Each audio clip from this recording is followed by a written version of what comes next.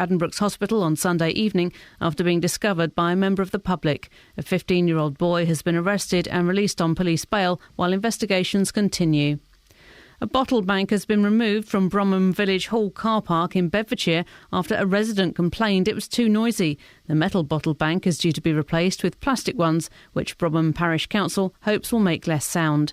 These local people are missing the facility already. I can't see the reason for removing it just because one person has complained. They bought a house next to the bottle bank. Surely they should expect the noise from the bottle bank. Nobody should be complaining about noise because after, 6 o'clock they shut the gates? I do store up my glass. Bit of a nuisance to have to go across town to get rid of it now. It's quite handy to have it so close. The government says it's published figures that show a real terms increase in pay for most workers in the last financial year. Ministers claim all but the top 10% of earners were better off, but Labour says the figures are highly selective and misleading.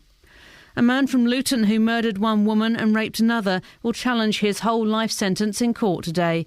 Matthew Thomas and another murderer say not having their sentences reviewed is a breach of their human rights. Lee Agnew reports. In 2004, Matthew Thomas from Dallow Road was released from prison after serving 9 years of a 16-year sentence for rape. But just 2 months later, he stabbed 45-year-old Colette McGee to death. His challenge at the Court of Appeal follows the sentencing of Iain McLaughlin, who murdered a pensioner in Little Gaddesden last year while on day release from prison. The judge said he could not impose a whole life sentence because of a ruling in Europe that all cases should be reviewed. Drivers are being warned about ongoing roadworks on the crossroads at Elstree. The junction is being completely rebuilt and there have been delays this week since the work started. It won't be completed until the beginning of July. And the weather becoming cloudy and breezy with rain arriving during the afternoon with a high of 6 Celsius. And get the latest news and sport online at bbc.co.uk/3 counties. Morning. Oh man, it's Friday. It's Friday. How sweet is that? Can we have a cheer for Friday, guys? That's it, the Friday cheer. Lots coming up on the show, but really, do you want me to go through it? I will do. We'll be talking about asbestos, bottle banks, and Watford. Oh, no. Sorry? No, I was cheering. Come on, you horns. What? That's what they shout. Isn't it Hornets? Yeah, but they say, go on, you horns. Why don't they say, who are the horns, then? Hornets. Doesn't carry as well across a stadium. And we'll have an update on the swear box, the last day of the swear box. Yes. And I've made up some new ones in preparation of when I can say You've them. done very, very well, young lady. Thank you, young old man. But I have found out that one member of the team has been lying to the rest of the team. No. Yeah, someone's been telling Porky Pies. We'll find out who when I speak to Justin Dealey's mum. I've given it away. It's Justin Dealey. We'll speak to his mum later on. Maz is coming on. Yeah, let's have it for Maz. Woo, Maz! Yeah. If you want to take part in the show, and why wouldn't you, to be honest, you slackers? We're here. We're talking. Why aren't you? I'm not even going to give out the Facebook or the text. Give me a call this morning. All of the lines are free. You can call up to talk about the things we're talking about, or if you just fancy like a chat and stuff, innit? Innit, Kels? Yeah, man, like chat and stuff. Innit, Kath? Yeah. 08459 455 555 is the telephone number. 08459... hang on, what is it? 0849... 083... 08459 455 555. Thank you very much. Across beds, hearts and bucks. This is BBC Three Counties Radio. I have an old heart, but if I had a young heart, I'd tell it to run free! Yeah?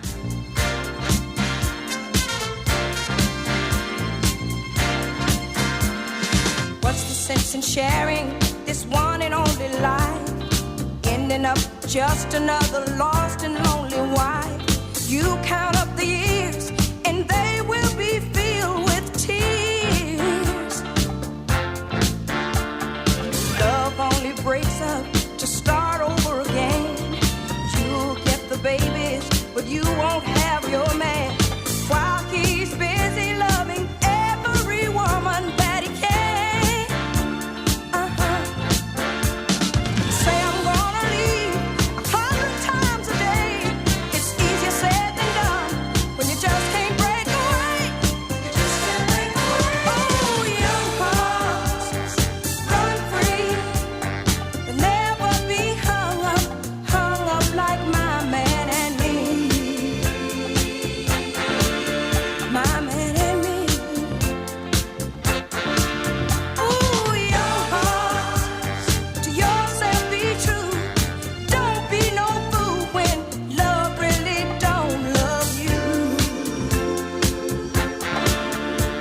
don't love you.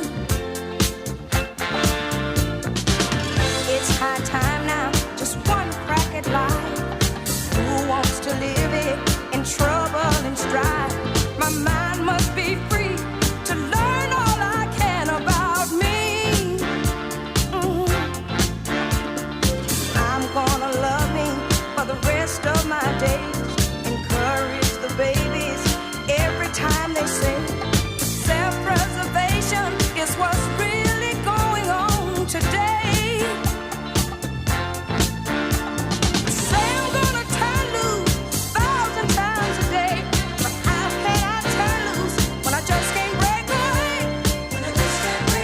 Oh, your hearts run free. They'll never be hung up like my man and me. You and me. Ooh, your hearts, to yourself be true. Don't be no fool when love really don't love you. Don't love you.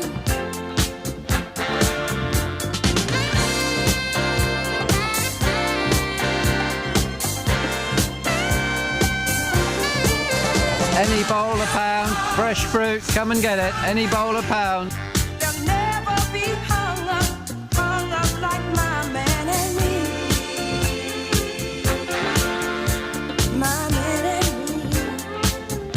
Oh, your heart, to yourself be true. Don't be no fool when love really don't love you. It don't love you. Ooh, your hearts run free.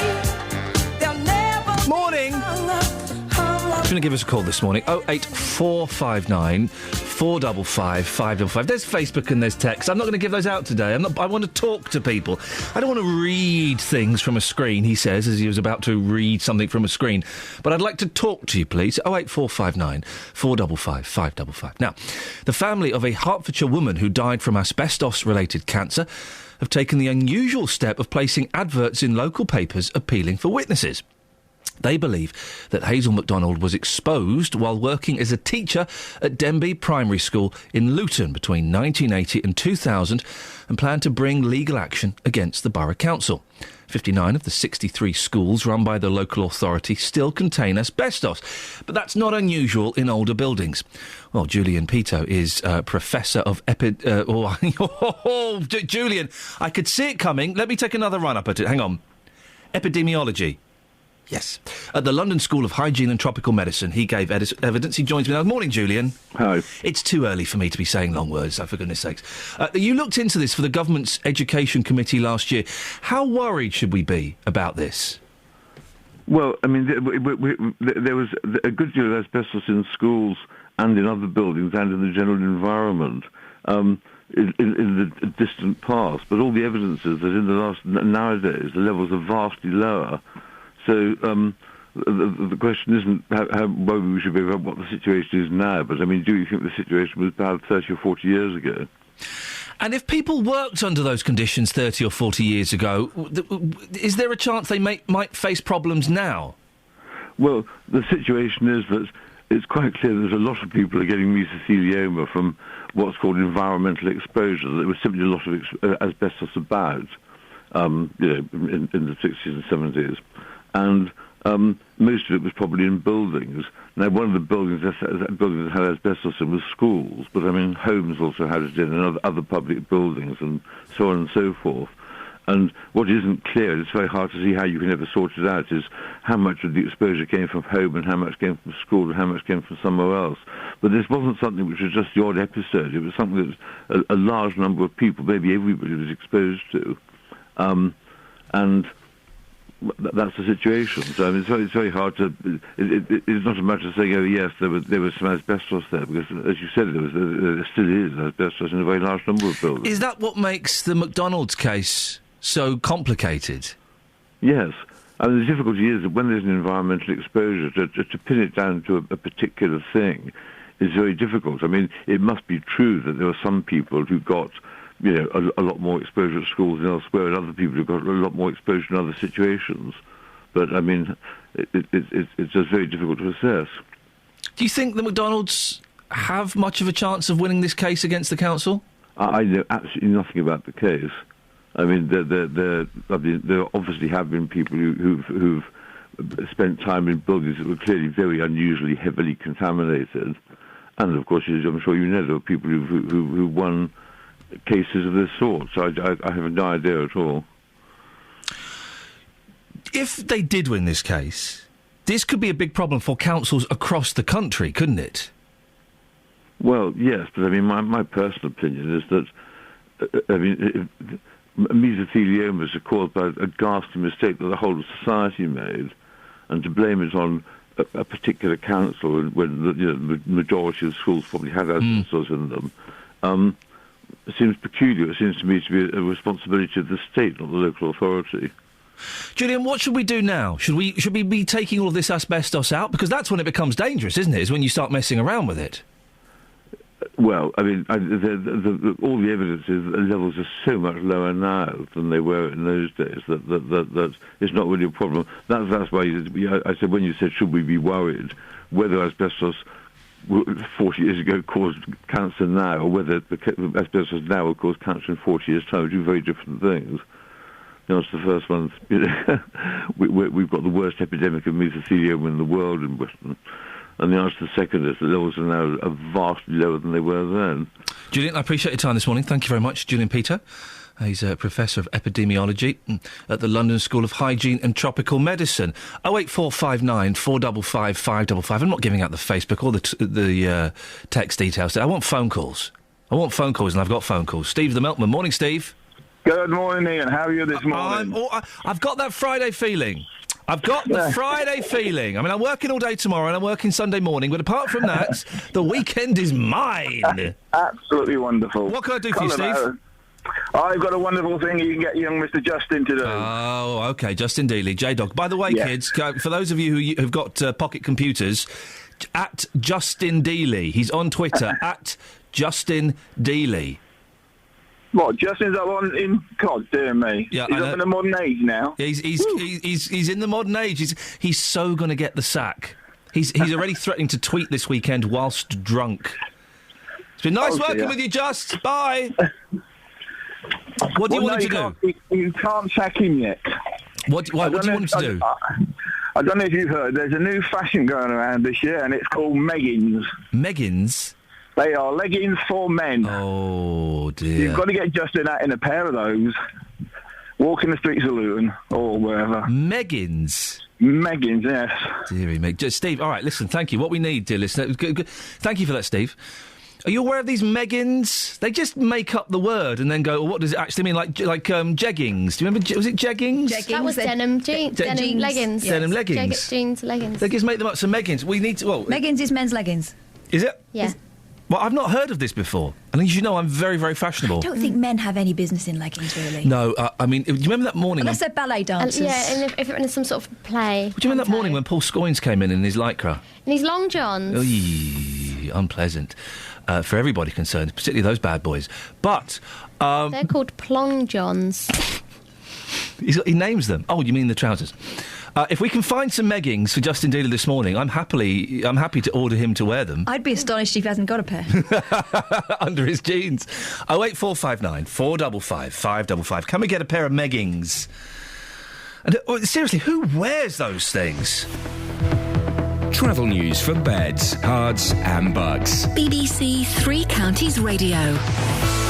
Good morning. On the M25 clockwise, a lane is closed on the entry slip road at junction 27 for the M11 because of a fuel spillage. And there have been problems because of roadworks in Elstree. The A411 has been closed between the High Street and Deacons Hill Road. May cause problems later, but we've heard that they've changed those to just overnight roadworks. If you have any updates, please do let us know. This is Alice Glossop, BBC Three Counties Radio. Alice, thank you very much. Right, 6:16. It's Friday, the 24th of January. I'm Iain Lee. These are your headlines on BBC Three Counties Radio. A cancer sufferer who claims she was exposed to asbestos while teaching at a Luton school is appealing for witnesses to come forward. A complaint by one person has got the village bottle bank removed from Bromham in Bedfordshire. In cricket, in the fourth one-day international against Australia, a few minutes ago, England were on 206 for 4 after 36 overs. BBC Three Counties Radio.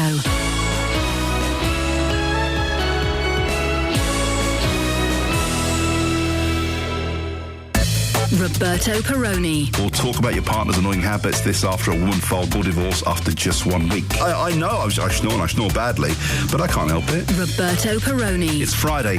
Why am I even bothering to go to work today? You've got to. You never know when a diving board suddenly appears in front of you and you've got to dive in. You need a lot of love, a bit of patience to keep a relationship going. Sometimes you have to turn a blind eye. Roberto Perrone. Weekdays from 3 on BBC Three Counties Radio.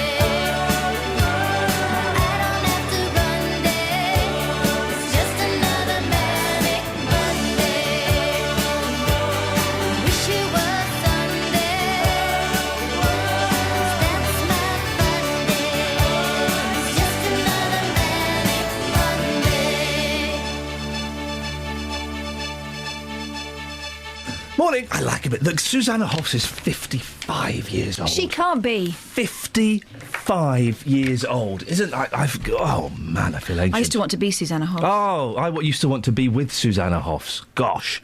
I don't want to be her anymore. Oh. No, I still want to be with her. One of the most beautiful women in the world. Now, here's something. Remember the one about the people who moved next to a church and then complained about the bells? Then there were the ones that who complained about children at a special needs school after they moved there. The kids at the special needs school making too much noise. Well, today, ladies and gentlemen, we give you the case of the Bromham Bottle Bank. The parish council have taken it out after one complaint. Now they're looking at whether to replace it with a plastic one or forget the whole thing altogether. You know, the whole thing of, I don't know, saving the planet. Well, Catherine Boyle's been looking into this one. This is a true story, isn't it? Brought to us by a listener. That's right. We had an email from Phil Clark this week, so thanks to Phil. He lives in Bromham and he told us that residents have been left bewildered by this decision. Phil tells us the bottle bank has been there for years. It's in the Village Hall car park and it's hardly tucked away in a quiet corner. It's next to a school and a busy road, and yet it would seem that one complaint from a new resident and it's gone. Now, the Parish Council's Facebook page has seen some action as a result, hasn't it? Yeah, and let's bear in mind this is a parish council Facebook. They're hardly usually in massively high traffic areas. The residents have been all over it with comments like this one from Susan Webb. She says, the bottle bank has been there for years. Why has the noise only recently become a problem? This one from Rhiannon Steed. A house was purchased knowing the bottle bank was there, but then a year later it's become unacceptable to residents. I wonder if the school at the rear and to the side causes noise. Maybe the school will be the next request for removal. And Chris Young says, a main road on one side, a school on the other, next to a village hall and with a bottle bank in a car park. Really, what did they think was going to happen? Just don't buy a house and go and live somewhere else. Words fail me. It's like moving next to Luton Airport and then sending a letter saying, those aeroplanes, really, can we stop? Yeah, close the airport, please. It's crazy. In the interest of balance, yes, it does seem that some residents have been pushing their luck a bit on this one.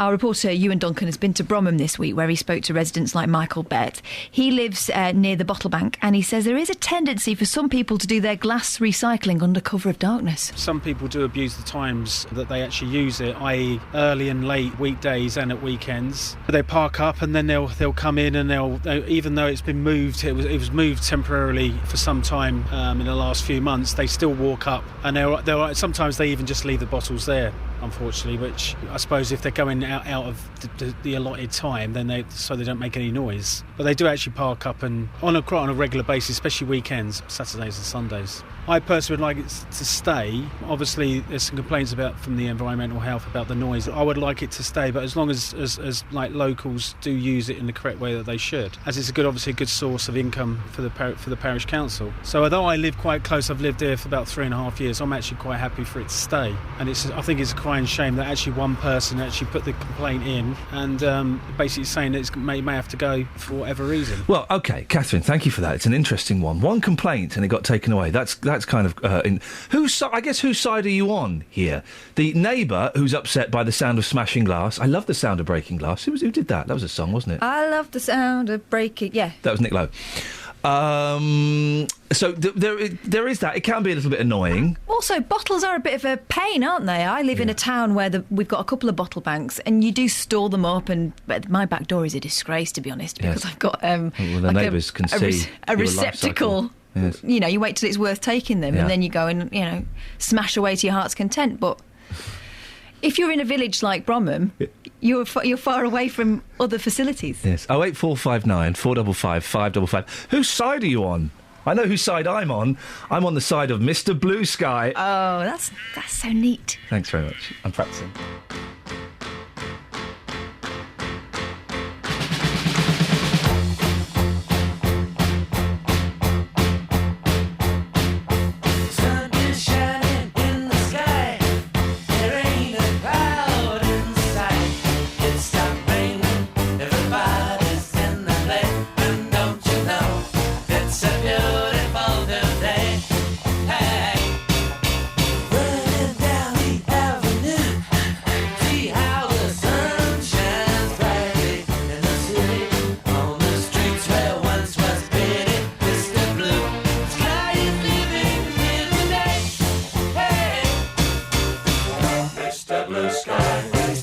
Welcome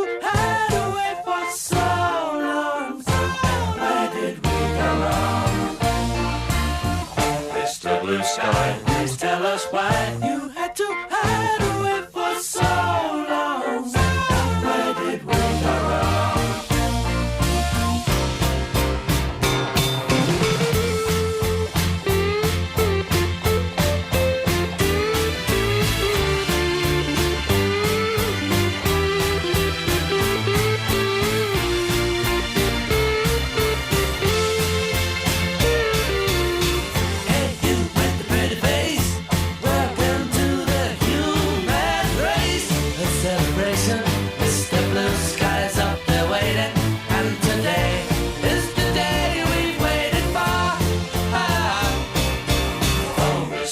sky. Please tell us why you had to hide away for so long. Where did we go wrong?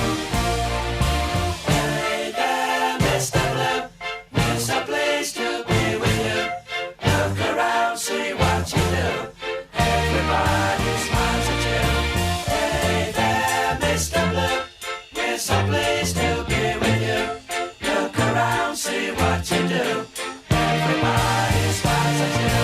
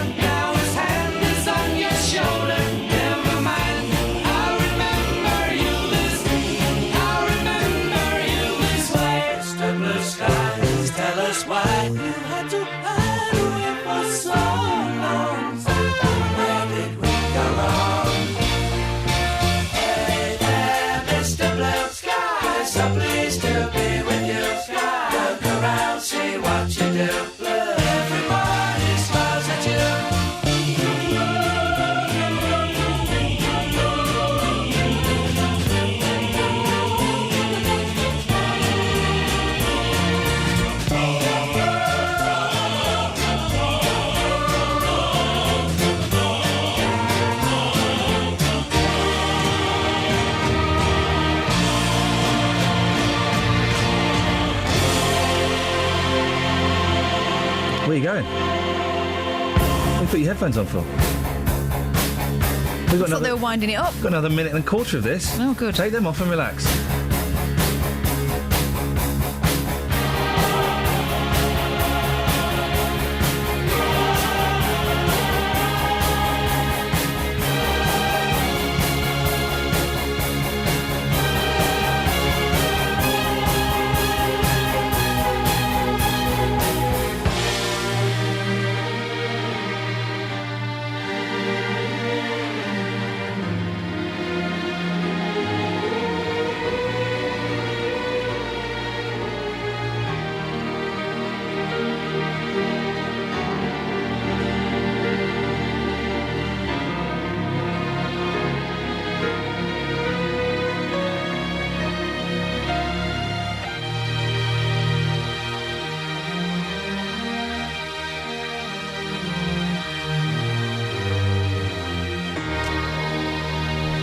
There you go. Now you can speak. Sparky's magic piano. Sparky. My piano was so old. Travel news for beds, cards and bugs. BBC Three Counties Radio. On the M25 clockwise, a lane is reopened on the entry slip road at junction 27 for the M11 after an earlier fuel spillage. In Tiddington, Sandy Lane is closed between the Oxford Road and Old London Road because of flooding. Public transport has no reported problems. I'm Alice Glossop, BBC Three Counties Radio. Across beds, hearts and bugs. This is BBC Three Counties Radio.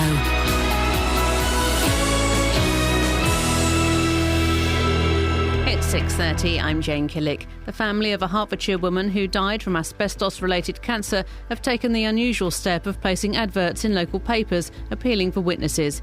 It's alleged Hazel MacDonald was exposed to asbestos while working as a teacher at Denbury Primary School in Luton between 1980 and 2000. A bottle bank has been removed from Bromham Village Hall car park in Bedfordshire after a resident complained it was too noisy. The metal bottle bank is due to be replaced with plastic ones, which Bromham Parish Council hopes will be quieter.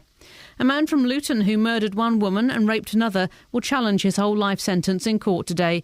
Matthew Thomas and another murderer say not having their sentences reviewed is a breach of their human rights. The weather starting off dry and cold with rain later and a high of 6 Celsius. On to sport, and in cricket, England are hoping to earn their first win over Australia this winter in the fourth one-day international. Australia won the toss and chose to field and bowled under pressure captain Alistair Cook of Bedford for 44. Here goes Maxwell. That's quick bowled in! Big celebration celebrations for Australia. Cook swishes his bat in disgust, but he's out for 44. The England captain was looking in fine fettle, and England lose their first wicket in the 13th over. They're 87 for 1. And a few moments ago, England were on 242 for 5 after 43 overs. In football, West Bromwich Albion has confirmed that Nicholas Anelka has denied an FA charge regarding the gesture he made after scoring his first goal against West Ham on December the 28th. The striker has requested a personal hearing. In tennis, Roger Federer will face his old rival, Rafael Nadal, in the semi-final of the Australian Open. Since bringing former Grand Slam winner Stefan Edberg in as coach, Federer has begun to show signs of a renaissance. He says there may be more to come. Things don't get easier, but at the same time, they might become more enjoyable. Maybe I can play with less pressure, and maybe I just love it, and I still love competition, and I still feel that maybe there's something big around the corner. You know, I'm just trying to find out and see if that's the case. I do feel it is, but only time will tell if it's possible or not. BBC Three Counties News and Sport. I'll be back with a full bulletin at 7. Across beds, hearts and bucks. This is Iain Lee. BBC Three Counties Radio. Now, we've just been talking. Now, Catherine and I have sort of had a little falling out there about a song I wanted to play, and it's been decided we can't play it. I don't think we can. I've been told in the past we're not allowed to play it. We haven't got it anyway, so that's... We could source it. We could find it. The song, dear listener, was it Sophia Loren? Yes. And Peter Sellers. Bum buddy bum, buddy bum, buddy bum, buddy bum, buddy bum, buddy bum. Except, of course, he doesn't sing that, does he? No. Can I do the voice? Because I'm not doing an Indian man. Basically, for those of you who don't know it, he plays an comedy Indian doctor, and she plays a sexy patient, and they kind of fall in love. Yeah. It's a nice romantic story. Oh, doctor, can you help me? Well, goodness gracious me. He does That's that. He all the way through. He does that. Boom, buddy, boom, buddy, boom. He does that. Now, he's listening to her heart. Now, here we go. Look, Kelly's face. She's going to say, what pantomime is that from? From the 60s? Why? Do you want to play it? Boom, buddy, boom, buddy, boom, buddy, boom, buddy, boom, buddy, boom, buddy, boom. Why can't you just play something nice and normal? Well, this is not... Well, listen, the thing is, what I want to know is, we probably won't play it, because it would be difficult to find. Is Goodness Gracious Me by Peter Sellers and Sophia Loren, is it offensive? It's just, we were talking about kids' records, and a kids' album that I had and Catherine had, All Aboard, it was on there, 20 non-stop fun-filled tracks. It's a great record, and that's on there. I don't know why, because it's not really a kid's song, is it? No, it's a bit mucky. It's a bit seedy. Yeah. But is Goodness Gracious Me by Peter Sellers and Sophia Loren offensive? Yes. Why? Because it sounds rubbish. The rubbish. It's not. It's a really good song. You do it, and I'll do Peter Sellers, but I'll do an English accent. I only know the first bit. She sort of goes, "Oh, doctor, can you help me?" Well, goodness gracious me. 'Cause every time a certain man is standing next to me, my heart my heart begins to race. It goes boom buddy boom buddy boom buddy boom buddy boom buddy boom buddy boom boom boom boom buddy boom buddy boom buddy boom. Well, goodness gracious me. I think I like your version. We'll get the words, we'll do it ourselves. And play that for 3 minutes. Here we go. Oh, we're going to play a record now. Smokey Robinson and the Miracles. That's not racist, is it? No. There's nothing racist about that at all. OK, good. Tears of a Clownist? Yes. 08459 455 555. Is Peter Sellers, Sophia Loren, goodness gracious me, is that racist? Or offensive on any level whatsoever? What are you doing? I'm dancing. I love this one. Stop it. It's my jam. Oh, dear. 08459 455 555. Oh, goodness gracious me.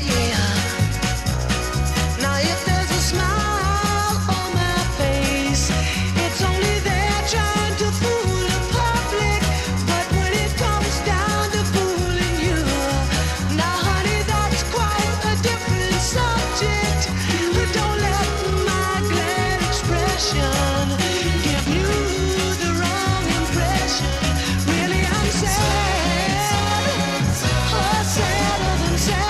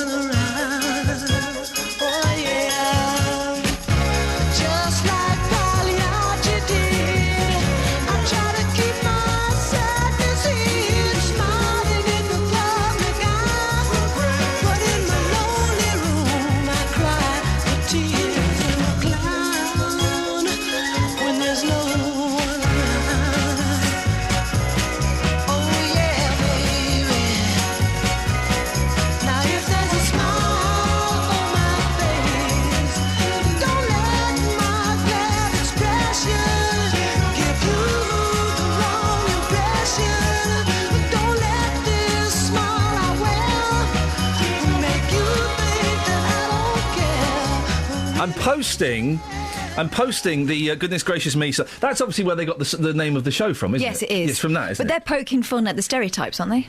Isn't that the point? Yeah. We had a call, did we, Kelly? Wait.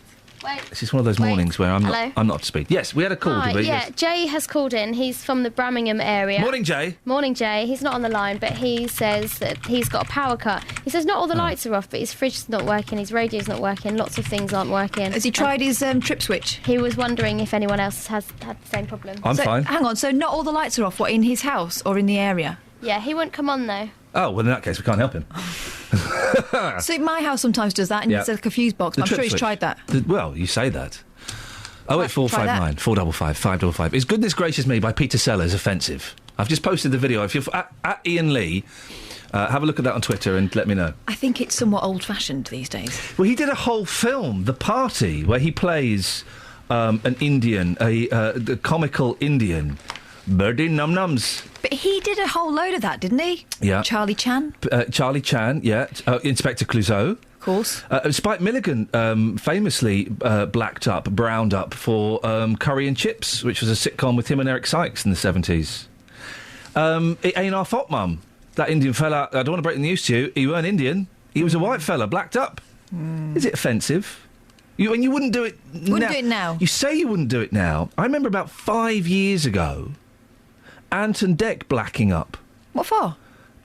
They used to do tricks on people where they would go in disguise and trick celebrities and stuff, and they once pretended to be some American rappers so they could trick Simon Cowell. Right. They pretended to be two fat black women with like black bodysuits. Really? And I think they were on the set of Emmerdale Farm in The Rover's Return. The Woolpack. Yeah. I think. Have I got that right? Ant and Dec blacked up on the set of Emmerdale Farm. It sounds like a joke. I'm sure it happened. Nothing can beat that clip you gave me of the Greek version of Stars in Her Eyes. Because when you want to see how far we've come in terms of sensitivity to diversity, just look what Greece is still doing now. Yeah, what it was stars in their eyes, celebrity stars in their eyes, and it was, I don't know who she was, I think she was a news reporter, a TV presenter, beautiful white Greek woman. She comes out as Stevie Wonder, blacked up. So not only is she sort of poking fun at that, Yeah. she was also led on by a studio manager. She comes out. Did the blind thing. She comes out and a fella takes her arm and guides her down the stairs. And then she's doing the head shake. It really is. Do you think Fiona Bruce would do that? I wouldn't put it past her. 08459 455 555. You can call in about that. Something's grabbed your eye on the front page of the Daily Mail. It has. Front page of the Daily Mail. Not Justin Bieber busted, because I think we kind of all saw this coming, didn't we? It's a shame, really. Too old to have cancer treatment. Pensioners with cancer are being written off as too old to treat. This is what campaigners are saying. We're talking about Macmillan here. They say that the figures showing survival rates for British patients aged 75 and over among the worst in Europe. We got something here from Kieran Devane, Macmillan Cancer Support said, which helped produce the figure, said it's wrong to write off older people as too old for treatment. With proper assessment and appropriate treatment, page 4, research shows that many older cancer patients can live for a long time and even be cured. Now, what are your views on this? I've never been in this situation. Yeah. I have an elderly grandmother at the moment who's got quite a serious condition. Mm-hmm. It's not cancer, but I know that she's frightened of going into hospital. Yeah. Because in her experience, old people don't do very well in hospital. She's in her 80s. And she's putting off getting treatment because she's hoping it will go away. Ouch. Because they've stabilised her condition. She's feeling fine at the moment. Can you blame her, really, for not wanting to put herself through surgery? I keep saying to her, you need to do it, Grandma. You're feeling all right at the moment, but it could come back, and next time it's very dangerous. Having invasive surgery is literally shocking to the body. And the older you get, the bigger the shock and the more dangerous that shock can be. So just being cut open if you're 75, 80 could potentially kill you. But then that's your decision, isn't it? That should be your decision. I don't think they should not be doing that surgery or putting you on that chemo or whatever to save a few quid, because quite often it's a financial calculation. Right, so they're 75 now. If we give them this chemo, instead of working out at $3,000 a year, it's going to work out about $20,000 a year. I'm kind of making the figures up there, but maybe someone listening's got experience of this one. Yes. Was it all all laid out for you. Were you offered treatment, or do you feel like you were written off because of your age? And should it come into it? Should you be offered the same treatment as everyone else? 08459 455 555. And there's quite often pressure from the children or the grandchildren. No, I want the best. I want the best treatment for my mum. I don't care what you should be. Sometimes you kind of have to step back and accept what is happening, however hard that can be, and sometimes treatment isn't necessarily the best option. But should age be a factor in it, I suppose? 08459 455 555 is the telephone number. Where's the sun? I had the sun. You had the sun. Hang on. Oh, you have nicked it back. Hey, give me that, for goodness sakes. The sun. Do you remember this story? Those are tiny pants. Do you remember this story a little while ago? Page 3, by the way, if you hadn't guessed. Page 3. There was a Chinese fella whose daughter was a lesbian. Yes. Remember this? Was he trying to sell her or something? He offered £40 million to any man who could win his lesbian daughter's heart. It's not worked. He's doubled it. £80 million to anyone who can win his daughter's heart. He's doubled it after she turned down 20,000 suitors. What's his name? The gentleman's name is Cecil Chow. Mr. Chow, you're barking up the wrong tree. Yeah, she needs to go on that gay correction therapy, doesn't she? Yeah, because that works. Cecil Chow, 77, insists Gigi is single despite her marrying her longtime girlfriend Sean Eve in 2012. Property magnate Chow said in Hong Kong, "I don't want to interfere with my daughter's private life. I'm just offering £80 million for someone to turn her straight. I only hope for her to have a good marriage and children as well as inherit my business." Well, she could still do that, surely. Director Gigi, 33, right, and, you can't judge a book by its cover, but, she looks like a lesbian book. Said, "I don't think my dad's offering of any amount will be able to attract a man I'd find attractive." Sean was said to be distraught at the latest offer. 08459 455 555. More to come in a bit. We've got to do the travel with Alice. Travel news for beds, cards and bugs. BBC Three Counties Radio. On the M1 southbound, a lane is closed between junction 11 for Dunstable and 10 for Luton Airport. That's because of an accident involving multiple vehicles. Queues going back through to junction 11 at the moment. Thanks Tony and Stephen for phoning in with information on that. On the speed sensors, Hitchin looking busy on the A505 towards the centre of town. Public transport has no reported problems. I'm Alice Glossop, BBC Three Counties Radio. Thank you very much, Alice. Right, 6:45. It's Friday, the 24th of January. I'm Iain Lee. These are your headlines on BBC Three Counties Radio. The family of a Hertfordshire woman who died from asbestos-related cancer are appealing for witnesses. A complaint by one person has got the village bottle bank removed from Bromham in Bedfordshire. There's your news. In cricket, in the fourth one-day international against Australia a few minutes ago, England were on 206 for 4 after 36 overs. 08459 455 555 is the phone number. Weather now with Elizabeth. Beds, hearts and bucks weather. BBC Three Counties Radio. Hello, very good morning to you. It's a bit of a chilly start. We've got some frost patches in the rural spots in particular. We may still see some mist patches as well. But the good news for today is that weather front we were talking about this time yesterday has really slowed down. So it looks like we are going to get away with a dry day. It will turn out to be rather cloudy. I think a nice bright start, particularly towards eastern areas of Hertfordshire, away from the mist patches, but gradually clouding over through the morning and into the afternoon. Perhaps some spits and spots of light rain, light drizzle really, over parts of Buckinghamshire, western areas of Buckinghamshire and Bedfordshire as we head into the afternoon, but nothing more than that. Most places staying dry. Top temperatures only up to a rather chilly 5 degrees. Now, as we head into this evening's rush, that's when we're going to get the rain spreading in from the west. Now, most of this is going to be quite light, but there could be the odd moderate burst perhaps through the course of the night. It is going to go on and on and on through the night. Temperatures down to around 5 degrees, so a milder night to come tonight underneath the cloud and the rain. That weather front could still be lingering across parts of Hertfordshire into tomorrow morning, but gradually it will brighten up. A mostly dry day tomorrow. A few showers here and there coming down on northwesterly in the afternoon, but other than that, then I think it is going to be dry. It'll be bright. It'll be fairly mild as well, with temperatures up to 8, possibly even 9 degrees. A cold night on Saturday, though, with a sharp frost developing. I think we'll get away with a dry start to Sunday, but then it will turn wet and windy, particularly through the afternoon, and colder into next week. That's the forecast, Iain.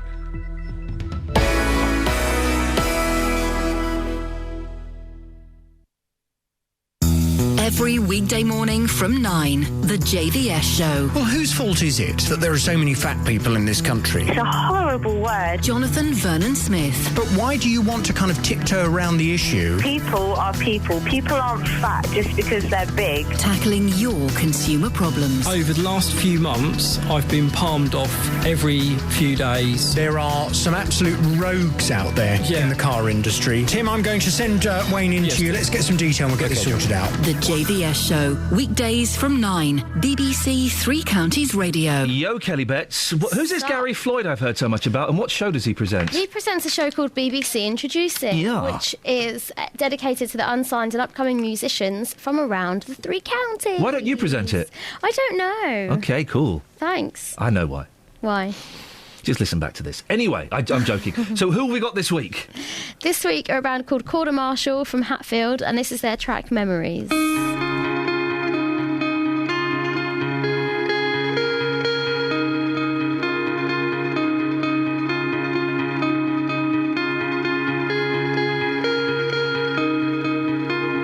Because it's all gone in a second, it's all lost in a moment.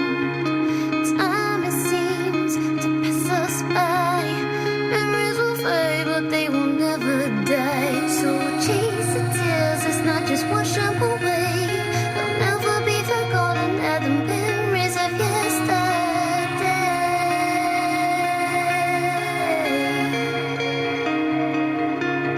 Because we all just memories. We all just memories. We all just memories. We all just memories.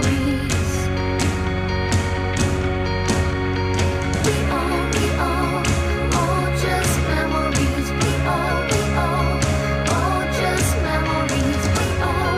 We all just memories. We all our own worst enemies.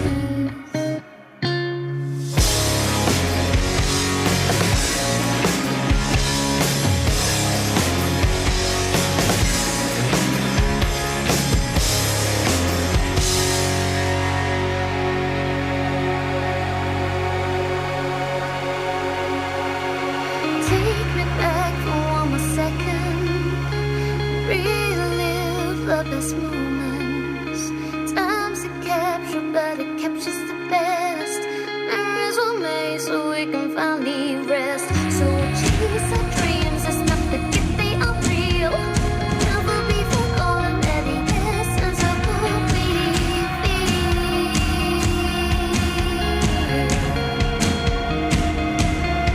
because we all just memories. We all just memories. We all just memories. Oh well, we all just memories. We all just memories. We all just memories. We all our own worst enemies.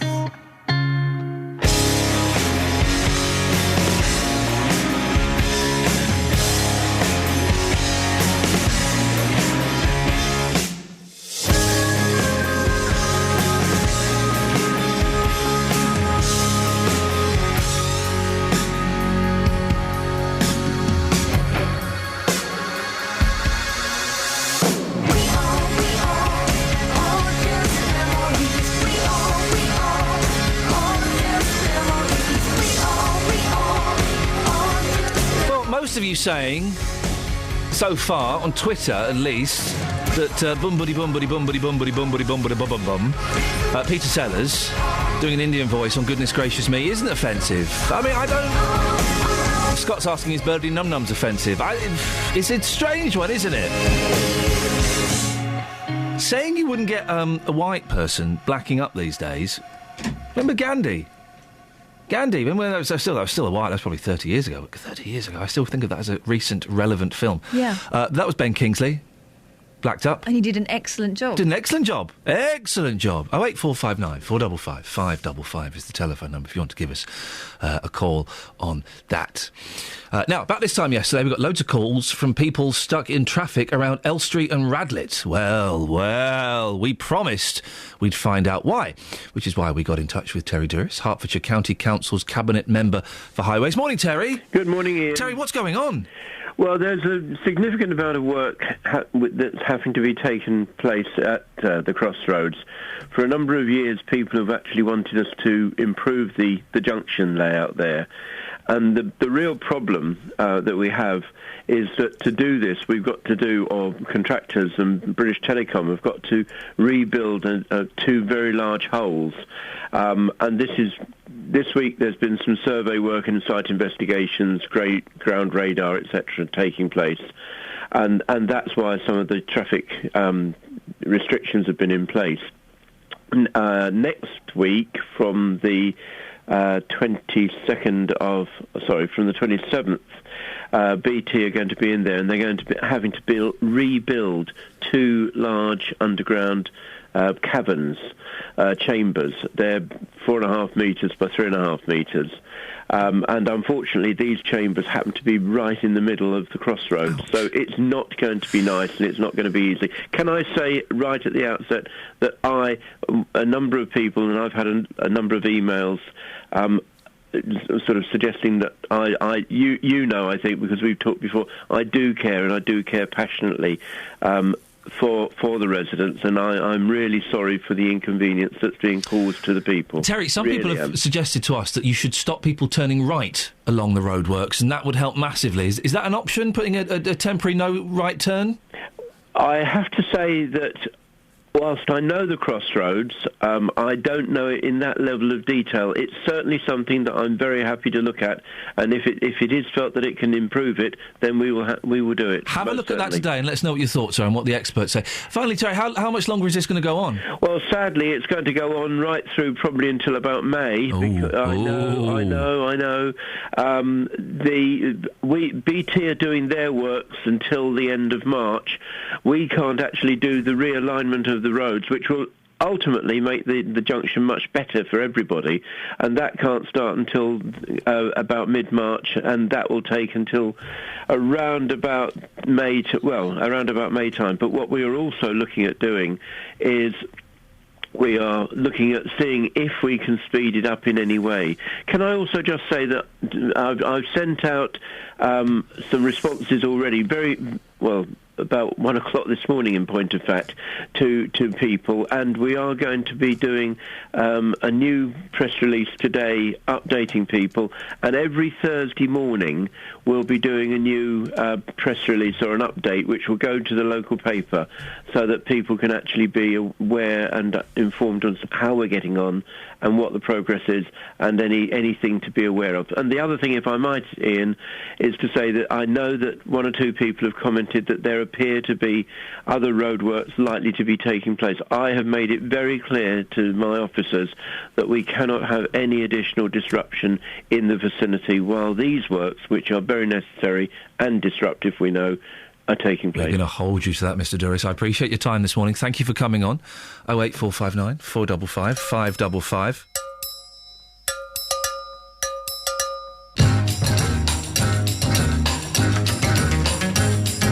You to me are sweet as roses in the morning, and you to me are soft as summer rain at dawn. In love we share that something rare. The sidewalks in the street, the concrete and the clay beneath my feet begins to crumble, but love will never die, because we'll see the mountains tumble before we say goodbye. My love and I will be in love eternally. That's the way it's meant to be. All around I see the purple shades of evening, and on the ground shadows fall, and once again you're in my arms so tenderly. The sidewalks in the street, the concrete and the clay beneath my feet begins to crumble, but love will never die, because we'll see the mountains tumble by, my love and I will be in love eternally. And that's the way it's meant to be.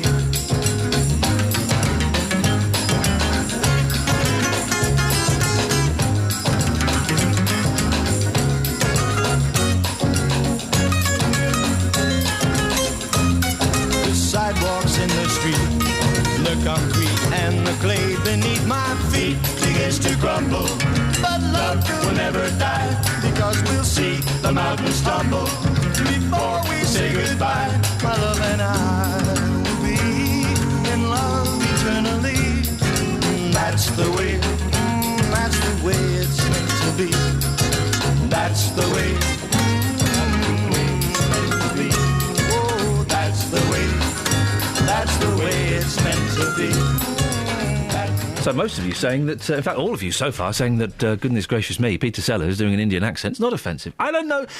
I don't think it particularly is, necessarily. It's strange that you wouldn't get it done today. You wouldn't get James Corden doing something like that, would you? No, but you might get Sanjeev Bhaskar doing it, and is it OK if he does it? Well, yeah, because he's an Indian fella, isn't he? Well, he doesn't talk like that normally, though. He's doing a voice.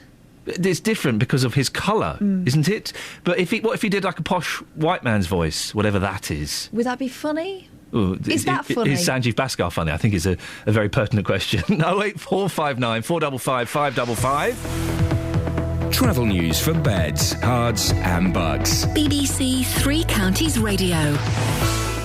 On the M1 southbound, there are queues after an accident between junction 11 for Dunstable and 10 for Luton Airport. Now on the hard shoulder, though, so those should start to ease. The M25 anti-clockwise heavy at junction 16 for the M40. And in Bricketwood, the North Orbital also looking slow at the M25 junction 21A roundabout. Public transport has no reported problems. I'm Alice Glossop, BBC Three Counties Radio. Thank you very much, Alice. Coming up, asbestos, Peter Sellers, and should your age be a factor for you being refused medical treatment? Local and vocal across beds, hearts and bucks. This is BBC Three Counties Radio.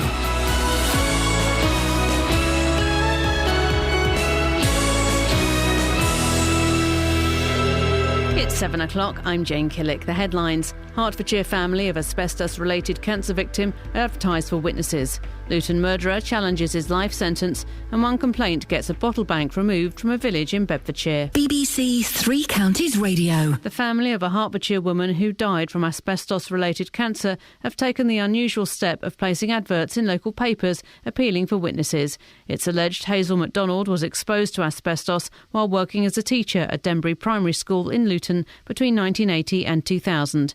Iain MacDonald is Hazel's husband. It's a horrible little disease because it damages the lining of the lung. It fills the lining of the lung up with moisture, gives you symptoms like pneumonia, and eventually the cancer actually then coats all the oxygen areas of the lung, and eventually it kills you. A 14-year-old girl is still in a serious condition 4 days after being found at a park in Luton with head injuries. The teenager was taken to Addenbrooke's Hospital on Sunday evening after being discovered by a member of the public. A 15-year-old boy was arrested and released on police bail while investigations continue. A man from Luton who murdered one woman and raped another will challenge his whole life sentence in court today. Matthew Thomas and another murderer say not having their sentences reviewed is a breach of their human rights. Lee Agnew reports. In 2004, Matthew Thomas from Dallow Road was released from prison after serving 9 years of a 16-year sentence for rape. But just 2 months later, he stabbed 45-year-old Colette McGee to death. His challenge at the Court of Appeal follows the sentencing of Ian McLaughlin, who murdered a pensioner in Little Gaddeston last year while on day release from prison. The judge said he could not impose a whole life sentence because of a ruling in Europe that all cases should be reviewed. A post-mortem on the body of a woman found in Buckingham on Tuesday has failed to establish how she died. 3 men arrested in connection with her death have been released on police bail. She's been identified as 24-year-old Catherine Ellis of Buckingham. A bottle bank has been removed from Bromham Village Hall car park in Bedfordshire after a resident complained it was too noisy. The metal bottle bank is due to be replaced with plastic ones, which Bromham Parish Council hopes will be quieter. Michael Betts lives close to the site and described what it's like. If it's 6 o'clock in the morning, which we have had in the past on Saturdays, Sunday mornings, yeah, it wakes you up. It's better than an alarm call, to be quite honest. It's quite loud. It's quite loud, but it's not all the time. I'm not one of those that just, I'm for it staying. I've been here for 3.5 years. I'd like it to stay. I think it's a shame.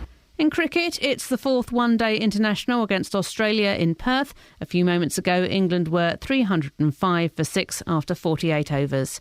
The weather starting dry, clear and cold before becoming cloudy and breezy, with rain arriving during the afternoon. Today's high 6 Celsius. And get the latest news and sport online at bbc.co.uk/3 counties.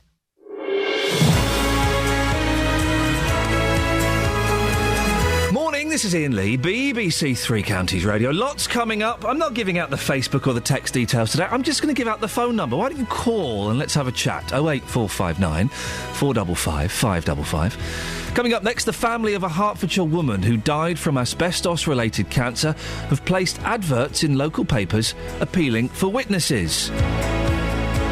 Bromham's bottle banks. You try saying that. Bromham's bottle banks have been taken out after noise complaints from one resident. And should age be a factor in you being refused medical treatment? 08459 455 555 is the telephone number if you want to give us a call. Across beds, hearts and bucks. This is BBC Three Counties Radio.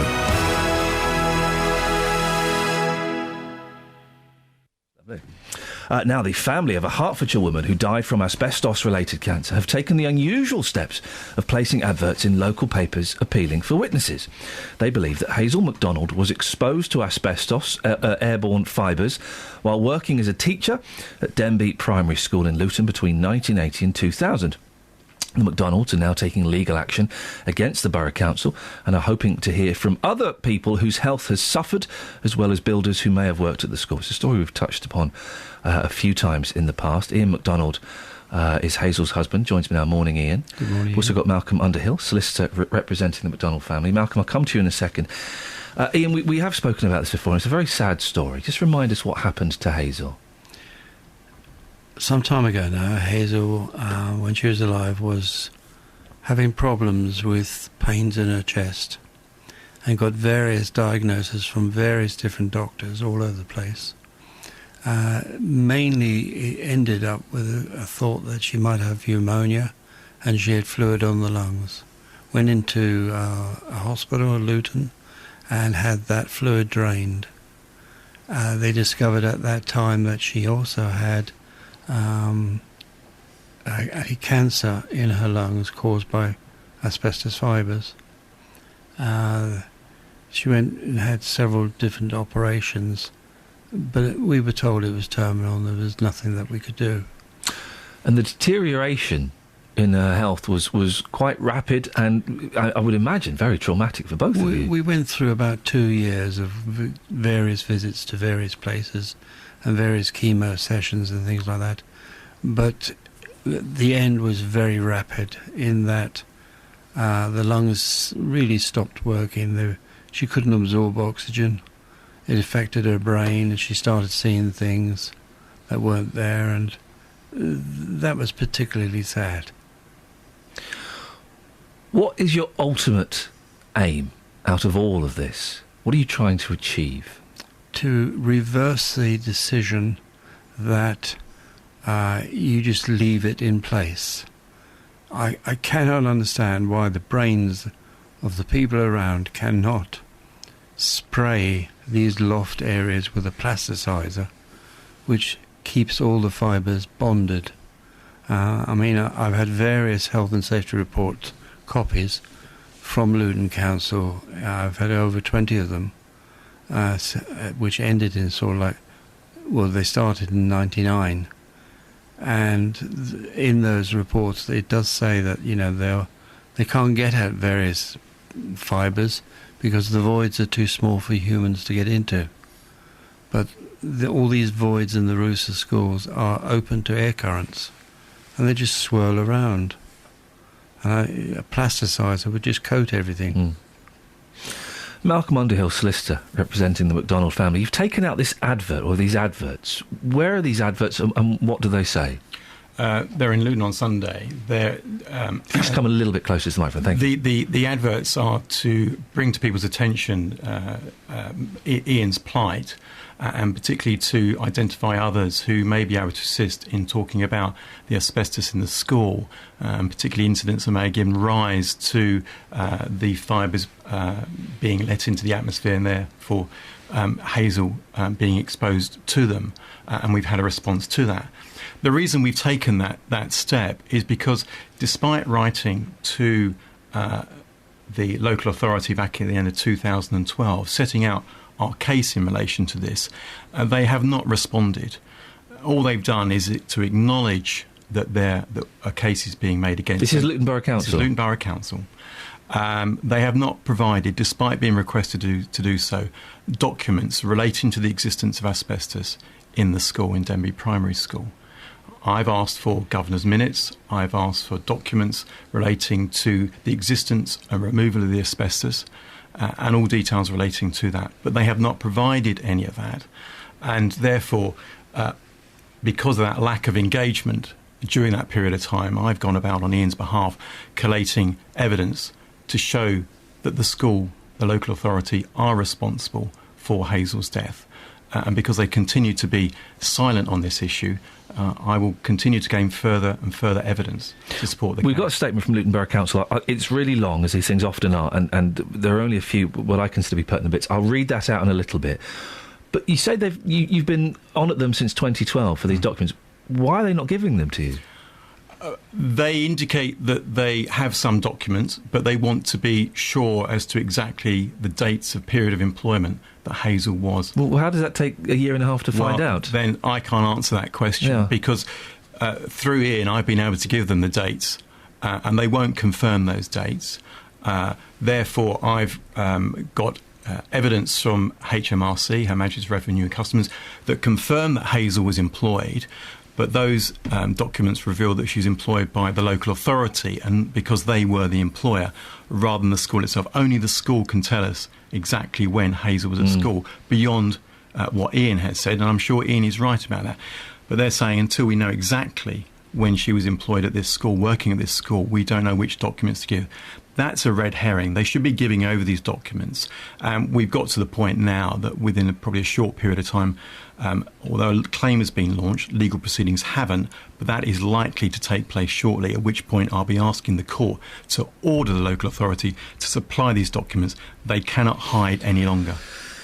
Iain, this dragging on, this must make it harder for you to grieve for your terrible. wife.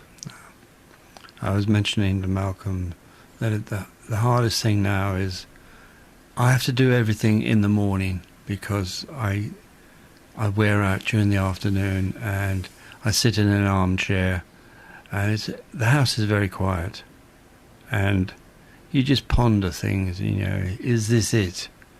I've lost my partner. There's just very little to do. Of course, I understand. Malcolm, the bill has been introduced, hasn't it, to make claiming for asbestos-related injuries easier? A bill has been introduced that will help victims in relation to this disease from July 2012, but that won't provide full compensation to those individuals, and it's not going to be relevant in this Have case. you had people contacting you as a result of this bill? Yes, not as a result of this bill, but a result of this advert. That We've had people contacting us, and over the last year we've had spoken to and got evidence from a number of people who provide some very interesting information about what was going on at the school. So this will no doubt come out in due course. The statement from Luton Borough Council, I won't read it all. It does annoy me when we ask people to come on and they won't. Luton Borough Council and the school are continuing to investigate this matter. This is response to Hazel. Investigate this matter so that a response can be made to the claim. It will be inappropriate to comment further until this process has concluded. From what you've told us, Malcolm, that kind of doesn't really tally up, does it? It sounds like, from what you're saying, and they're not here to put forward their point of view, although they were invited, it sounds like they're being a little bit blocking. Absolutely, they are blocking. They knew about the problems of asbestos in the school before Hazel died. They knew about it then. Of course, then there was the inquest following Hazel's death. I then, on Hazel's behalf, on Ian's behalf, wrote to them and said, these are our allegations. They've had those allegations for well over a year. They've known about this for well over 2 years. It is a wholly unsatisfactory response from them to say they are still investigating. They are deliberately blocking. And in our view, they are responsible for Ian's loss. And they've compounded that by not helping us to understand what was going on within the school. If they are really saying that they are not responsible, then why not just release to us the material? It only leads me and Ian to the conclusion that they are being difficult, and deliberately so. A couple of bits from the statement that don't mention the case anymore. Out of the 63 schools in Luton which the council has responsibility for, 59 are recorded as containing asbestos. The asbestos is managed in accordance with best practice and government guidelines. We currently do not have any plans to remove asbestos from schools. Malcolm, how far does this go? I mean, at some point, are you confident that compensation will be paid out? We are confident because of the evidence that we've seen to date. And it was interesting, you come those figures, a high proportion of the schools having asbestos with them. That's well above the national average. They say they're following guidelines. They're saying they won't remove it. Ian wants it removed or adequate steps taken to be coated. In my view, we should be following the Australian example and having it removed. The priority is to remove it from schools. The thing is that you know that if it was removed from schools, it would cost a fortune to do. Indeed it would, and that's a challenge that our politicians have. But my challenge for them is, what is more important than the health and safety of our children? Ian, this is obviously hard for you. I can see you're very upset. Of course you are, after everything you've been through. At any point do you think, do you know what, this isn't worth it? This is too painful to carry on with this case? Occasionally it gets like that. What keeps you going? I'm a grandfather.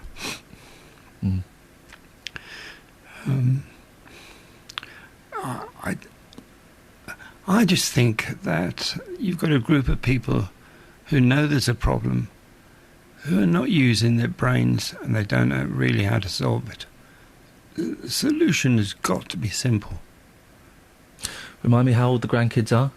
3, 5 and 1 due in about a month. Oh, really? There's another one on the way? 3 and 5. I bet Christmas was hard work. Interesting. Tell me about it. Very nice to see you both. Thank you, sir. I just hope that, the next time we meet, that we've got slightly better news. Okay. Thank you very much for coming in. Thank you very much. 08459 455 555. It's 7:15. Let's get the travel with Alice. Travel news for beds, cards and bugs. BBC Three Counties Radio. The M1 southbound is queuing after an accident between junction 11 for Dunstable and 10 for Luton Airport. The M25 anti-clockwise slow going at junction 16 for the M40. In Edmonton, the North Orbital westbound has a lane blocked at 4th Street just at the end of the tunnel because a car is broken down. There are queues back to the Crooked Billet interchange. On public transport, there's no reported problems. I'm Alice Glossop, BBC Three Counties Radio. Alice, thank you very much. Oh, dear. Just talking about his grandkids there.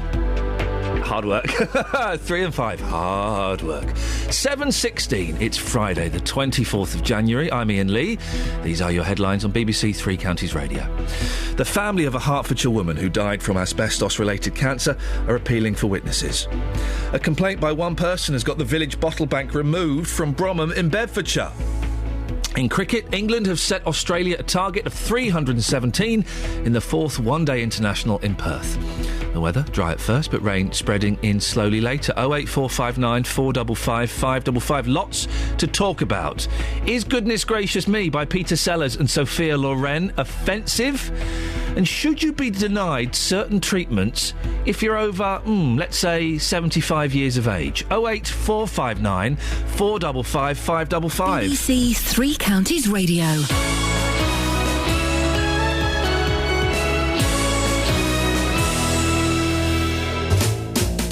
Nick Coffer, across beds, hearts and bucks. This afternoon, I'm going to be sampling the delights of St Albans. I'll be based at the Courtyard Cafe and be joined by local poetry group Their Poets. I'll find out what Team Honk is, and I'll speak to a mother of two who's in the final of a modelling competition. Plus, there'll be live music from St Albans Ukulele Orchestra. Across beds, hearts and bucks. Come down and say hello today from midday. Nick Coffer on BBC Three Counties Radio. Well, so far, nobody on Twitter, at Iain Lee, finds Goodness Gracious Me by Peter Sellers offensive. If it is, says Gary, I love being offended from time to time. Gail says no. Kevin says it's as offensive as its TV namesake. Plus, how many Indian folk are trying to do an English accent in the UK? That's not a problem to anyone. We've got some texts here as well. I find myself cringing if I hear anyone doing Asian accents. I guess that means I think it's wrong. 08459 455 555 is the telephone number if you want to give us a call. Now, if there's something that gets backs up, it's people moving into an area and complaining about stuff that's been there for years. You should have checked it out when you bought the place or you moved there. We've had rows over church bells in the past. Remember, we even did a story. Some people were upset because the kids in a special school were making too much noise. Oh, really? But this morning, there's a bit of a Barney over Bromham's bottle bank. Bromham Parish councillors have removed a bottle bank from the Village Hall car park after how many complaints? 20? No. 10? No. 5? No. 1. Well, it's left the rest of the village scratching their heads. I can't see the reason for removing it just because one person has complained. They bought a house next to the bottle bank. Surely they expect the noise from the bottle bank. Well, you're always going to have noise when you're throwing bottles in a container, aren't you? I would prefer it to be here, definitely. It's handy. You don't have to go out of the village to get rid of your glass. Can't recycle it anywhere else, can you? Not supposed to put it in your bins. It's just handy it being in the village. And they close the gates as well, don't they? So as far as time-wise is concerned, nobody should be complaining about noise because after, 6 o'clock they shut the gates? So you're not supposed to be doing it after that time anyway. I'm definitely upset about it going. Pretty unhappy about that in the sense that although I don't use it on a weekly basis because I don't really drink much alcohol, I do store up my glass. Bit of a nuisance to have to go across town to get rid of it now. It's quite handy to have it so close. Well, I'm not happy about it. I think it's useful because it's definitely something that we use regularly, to be honest, as a family. And I think because the money comes back into the parish of Bromham, I think it's quite an invaluable thing to have. It does so much for the community of Bromham. Well, we can speak now to Bromham Parish Councillor Sian Woodfine. Sian, how bad was the noise from the bottle bank? It wasn't just about the volume of the noise, it's about the frequency, duration and volume. And obviously the environmental health officers did monitor for some time. Unfortunately, as much as the parish council are devastated to lose the facility, those factors meant that had we not removed it, we would have been served a notice of noise disturbance and the fine would have been very great. Can you just restrict the time that people use it? You can put kind of locks and little flaps on these bottle banks, can't you? We can. The bottle bank in question was one of the older types, and though we had looked at ways to monitor and to restrict the use of it in unsociable hours, it's a very difficult thing to police. Well, not if you block the slots. We needed to look at alternative bottle banks, and being a parish, we have to look carefully at the money that we spend in the village. This is the first complaint that we've had. Well, it's the only complaint, isn't it? Did part of you not think, hang on a minute, fella, you've moved in here, you should have known it was here, why should we change everything for you? Obviously, the whole village feel very much along those lines, but the environmental health officers, they've taken a view and they were going to fine the parish council for a facility that was greatly used by the village and is going to be greatly missed at the moment. What kind of size would the fine have been? I'm not sure what the borough would have charged us, but it could have been up to £10,000 probably. Blimey. So you really had no choice, did you? The danger was, if we had not removed it last Monday, we would have been served the notice, and it was something that we were not prepared to have done. So many people are furious about this, though. It's all kicked off on Facebook, as you heard from the people that our reporter spoke to. They're not very happy. How do you placate those? Well, the problem is, we as a parish council are devastated that we've lost it. It provides income to the village that we use for amenities in the village. And we had looked at other things that we could do, resiting it somewhere else in the village, but we don't have any other parish council-owned land. And obviously, we had to remove it at this time. That does not mean that we are going to not do our very best to come up with a solution that is acceptable not only to the individual concerned, but to the whole community. Well, this, I'm imagining, was one of those big metal bottle banks. There are plastic ones available now, aren't there? Yes, we're now working with the environmental health officers and the recycling services at Borough Council. They are going to be loaning us 3 of the bell-shaped plastic bottle banks with added insulation, and we've agreed with them to trial them on a 6-week period. But these also have to be monitored for noise. And if they're not acceptable, we may have to look at other means to get some kind of acoustic barrier put in. Oh, dear. I do empathise with you, Sian. You're talking about acoustic barriers and all this kind of nonsense. It's just people trying to recycle. Is it right that the parish council makes money from having a bottle bank? Yes. How much do you make from it? I didn't realise this. Yeah, we gain about £4,000 income per annum, and we plough it back into the amenities in the village. So you're not getting that money. You're effectively losing money because you've had to get rid of this bottle bank. That must be frustrating. It's very frustrating because, I'm sure you can appreciate, and all parishes will appreciate, money is very tight, and we have lots of things that we have to pay for in a year. That £4,000 represents a lot of money to us. We put on an over-70s Christmas lunch. We do lots of things for the village, and without that money, there are things that may have to suffer. I'm not saying that we won't get the bottle bank back, but not only have we got to strive to find a solution that is acceptable, we've got to find the money to fund the replacement of the bottle bank.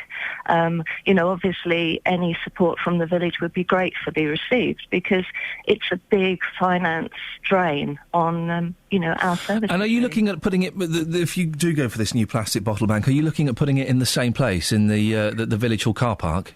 We definitely are. It is the only suitable parish council-owned land in the village. It is the most centrally located, and as people have pointed out, the bottle bank has been in existence far longer than the house and the resident has.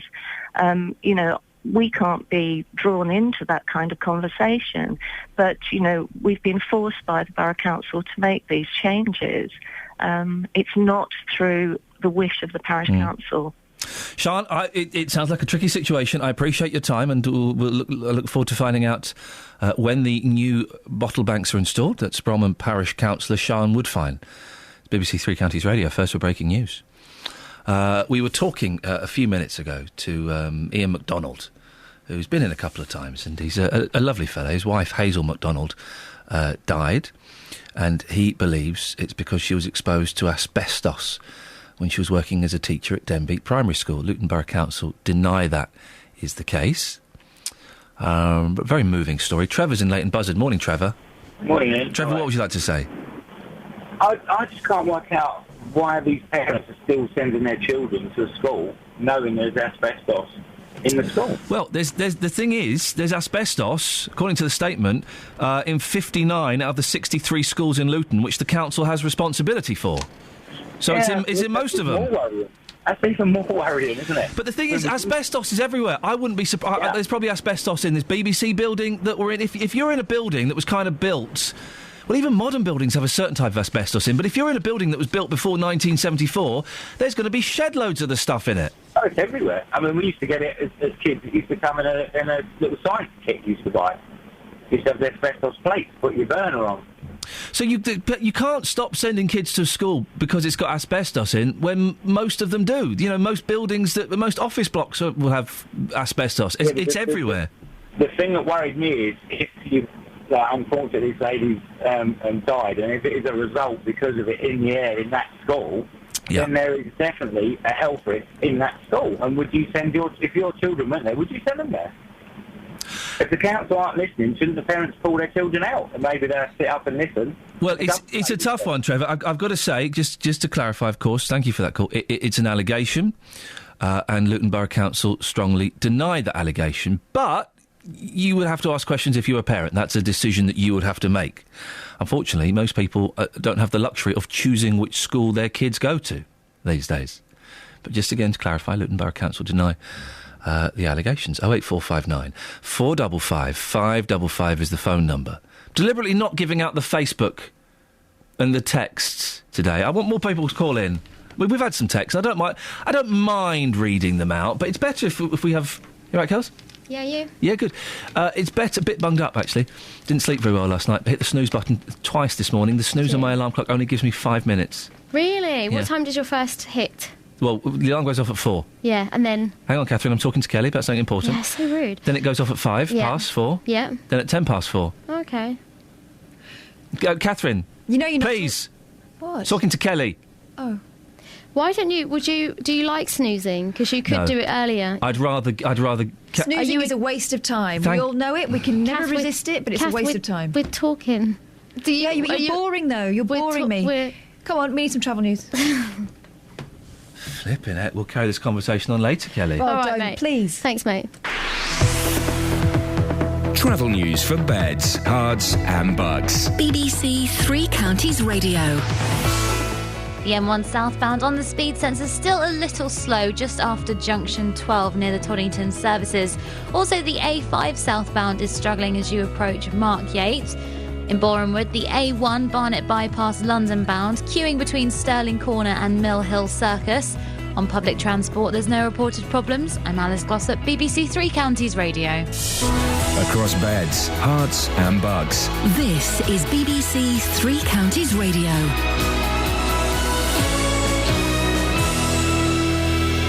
It's 7:30. I'm Jane Killick. The family of a Hertfordshire woman who died from asbestos-related cancer have taken the unusual step of placing adverts in local papers appealing for witnesses. It's alleged Hazel MacDonald was exposed to asbestos while working as a teacher at Denbury Primary School in Luton between 1980 and 2000. A man from Luton who murdered one woman and raped another will challenge his whole life sentence in court today. Matthew Thomas and another murderer say not having their sentences reviewed is a breach of their human rights. A village bottle bank has been removed after one person complained it was too noisy. The parish council was looking to replace the old metal one in the car park of Bromham Village Hall with plastic ones, which it hopes will be quieter. The weather starting off dry and cold with rain later and a high of 6 Celsius. On to sport, and in cricket, England have set Australia a target of 317 to win the 4th one-day international in Perth. Jos Buttler top-scored for England as he made 71 of 43 balls, including 6 fours and 4 sixes, before being caught out by Mitchell Johnson. Boltner comes in now. There's a mad swipe by Buttler. It's gone high in the air. Third man, Mitchell Johnson, is underneath it, takes a catch. Very well judged catch as well. He kicks the ball away. A little bit of frustration there shown by Mitchell Johnson, but England lose Buttler. It's been a brilliant innings of 71, their 7th wicket, and with the score on 312. In tennis, Rafael Nadal faces Roger Federer in the Australian Open semi-final this morning, hoping to seal a place in Sunday's final against Stanislav Wawrinka. Nadal was a winner in Melbourne in 2009. He admits he's enjoying his return after missing the tournament last year through injury. Crowd here is just amazing. This court is very emotional for me after missing last year and having a lot of problems in the past here. So every time that I am able to play here and feel the crowd behind me is just a very, very special feeling. So just trying to enjoy as much as I can every day. In football, Nicholas Anelka will make his case to an FA disciplinary commission after deciding to contest a charge relating to his goal celebration, which he denies was anti-Semitic or racist. The West Brom striker faces at least a 5-match ban if the charge is upheld and has requested a personal hearing. BBC Three Counties News and Sport. I'll be back with a full bulletin at 8. Dominique et Nick s'en allaient tout simplement, routier, pauvre et chantant. En tout chemin, en tout lieu, il ne parle que du bon Dieu, il ne parle que du across beds, hearts and bucks. This is Iain Lee. BBC Three Counties Radio. Morning. Yes. 08459 455 555. Where's J-Dog? I've not heard J-Dog's voice in the first hour. That makes me sad. Let's get J-Dog on the radio. Sup, bruv? Sup, bruv? That was quick, Justin. Yeah, you know, just like always on a ball in it, bruv. You was what? Always on a ball in it, bruv. So, Justin, you weren't in the first hour of the show. No, bruv, busy. Yeah. What are you going to be doing in this? Just generally being busy, getting some comps and feedback on the street, bruv. I think you're going to be talking about Watford, their football game, aren't you? I hate Watford, yeah, don't like them one bit. No, proper Luton fan, me, love Luton, up the hose. OK, so you're going to be talking to people about that between now and 8? Yep. OK, lovely. Thanks, mate, boss. OK, and just to point out, if you didn't know this, Justin Dealey is on Twitter. His Twitter name is, imaginatively, @JustinDealey. Yeah, that's right, boss, my name, innit, bruv? You having a good time on there? Loving it. Your favourite tweet so far? What from that I've done? Yeah. Well, it was my first tweet when I was asking for some comps and feedback, and you know. Beautiful. Well, Justin, I look forward to speaking to you later. Thanks, Bob. 08459 455 555. Phil's in Boreham Wood. Good morning, Phil. Good morning to you, Ian. How are you? Yeah, I'm fine, Phil. Although I'm slightly nervous about what you're about to say. What's happening? Well, just somewhat circumspect, really. Around about 10 to 7 this morning, just by pure chance, happened to gaze out, and there was a bright flash in the sky. I thought, what on earth was that? I went up to the upper floor, looked out, facing towards Boreham Wood, and there was a large, well, frankly, a fireball and lots of billowing smoke in the far distance, somewhere in a general direction between Boreham Wood and Watford. Trying to find out whether anybody knew anything what the heck was going on. Oh, this sounds... The smoke went on for a good 15, 20 minutes. It's now dissipated. But it was certainly very, very noticeable. Well, I'm speechless. Are we under attack? Is it... What could it be? Filming, possibly? Filming is one possible scenario, but it looks a bit far distant from where the main... So describe what you saw again, Phil, and if anyone else spotted this, 08459 455 555. Approximately 10 to 7, a large flash in the sky. I thought, what on earth was that? Went upstairs, looked out the window, general direction towards Watford, and at some point between Boreham Wood and Watford, there was a very large, noticeable fireball and billowing smoke, and for a good 10, 15 minutes thereafter, the smoke was rising with an orange glow at the base of it. Was it too far away to smell? Oh, yeah. Oh, because I do love... one of my top 3 smells of all time is a good bonfire on a damp day. Oh, that's nice. Isn't it wonderful? To the point where if I see a bonfire or a fire by the side of a motorway or in a field nearby, I will slow down, open all of the windows in the car and really suck that thing in, baby. Well, I must admit, I don't think it's like a boyhood thing, but I do love a fire, a bit of a bonfire in a garden. Love it. Yes, I'm in charge. Safe distance. I'm in charge of this. I've never been allowed to have a bonfire in the back garden. Never. Oh, no, we use look, every few months, right, OK, get some papers and old files and burn them up in an old steel bin. I'm in charge, keep your distance. Well, it's very primeval, isn't it? It's primitive to have that fire and to be in control of the mighty flame. I know, we can't help but stare at the rotten thing either. Oh, man alive. Phil, thank you. You've got me excited.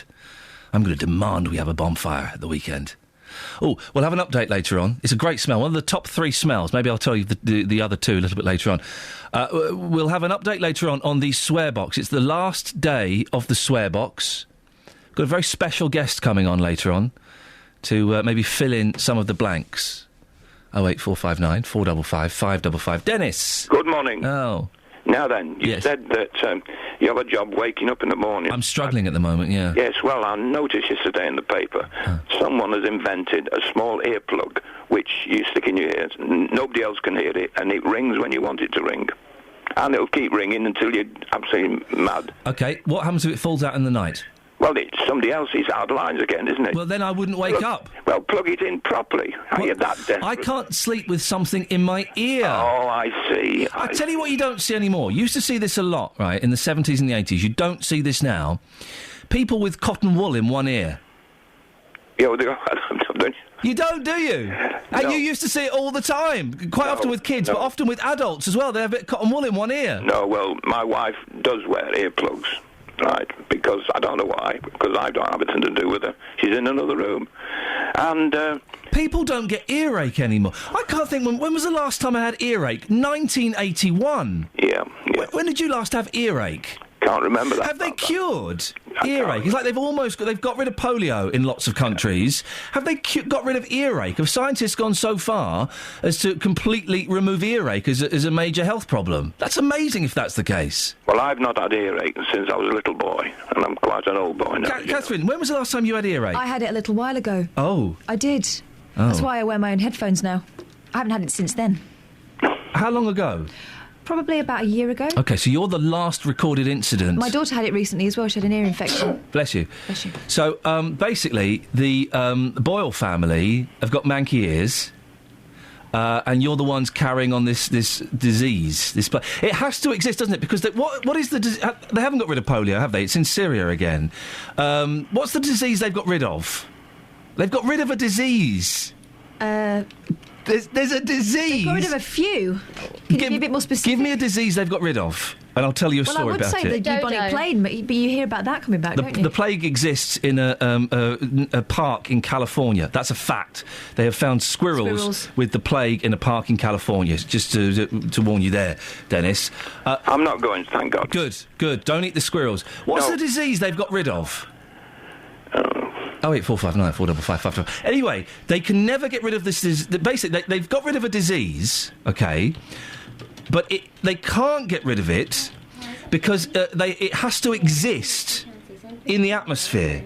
So they have it in a jar in a laboratory somewhere, because if you completely eradicated it, the whole ecosystem of the planet would be screwed.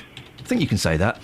It would be out of balance. Am I making sense as what I'm saying? You're making stuff up. I'm not. This is a fact. Can we get if you're a scientist or they don't listen to us. A plagueologist, a diseaseologist, a doctor, give me a call. This is true. Let's say it was polio, although they've got polio in Syria now. But let's say they'd eradicated polio. They couldn't get rid of it completely. They have to have it in a jar in a laboratory, so it's still part of the ecosystem. That's a fact. Why? Because it would mess up the ecosystem if it didn't exist. It's there for a reason. It has to exist for a reason. This is not nonsense. I thought they kept it so that if it comes back, they would be able to cure it again. No. That's not. If it's in a jar and it's been isolated, it's not running. You're already interfering with it. It's in right. You're annoying me now because I know this is a fact. You're annoying me. You're making things up. Dennis, you're annoying me. Diseases. What's I'm reminding you about? You're talking sense, for God's sake. Oh, Dennis, you're For a change. You're unannoying me. Dennis, explain my point to the girls, please. Right. We must have these things which attack us, right? We must have those because if we ever get to the state where there is no illness whatsoever, we'll die out. I understand that, but if it's in a box somewhere, then it's not out there. We're not fighting it. It's not in a box, Catherine. It would get out of a box. They've got holes in a jar. They're keeping it so it keeps evolving. Exactly. We're fighting it all the time. Exactly, Dennis. I mean, I'm not listening to what you're saying, but I'm listening to the sounds. I'm listening to the sounds of what you're saying. Dennis, thank you very much indeed. Yeah, hang on a minute, just a second. Asbestosis. Yes, he's got a serious point. I'm sure that a hell of a lot of houses have got it. I've certainly had it in the garage. I had to take the lid off and saw some bit of asbestos, but I did it while it was wet. Exactly. But then I had the house years ago.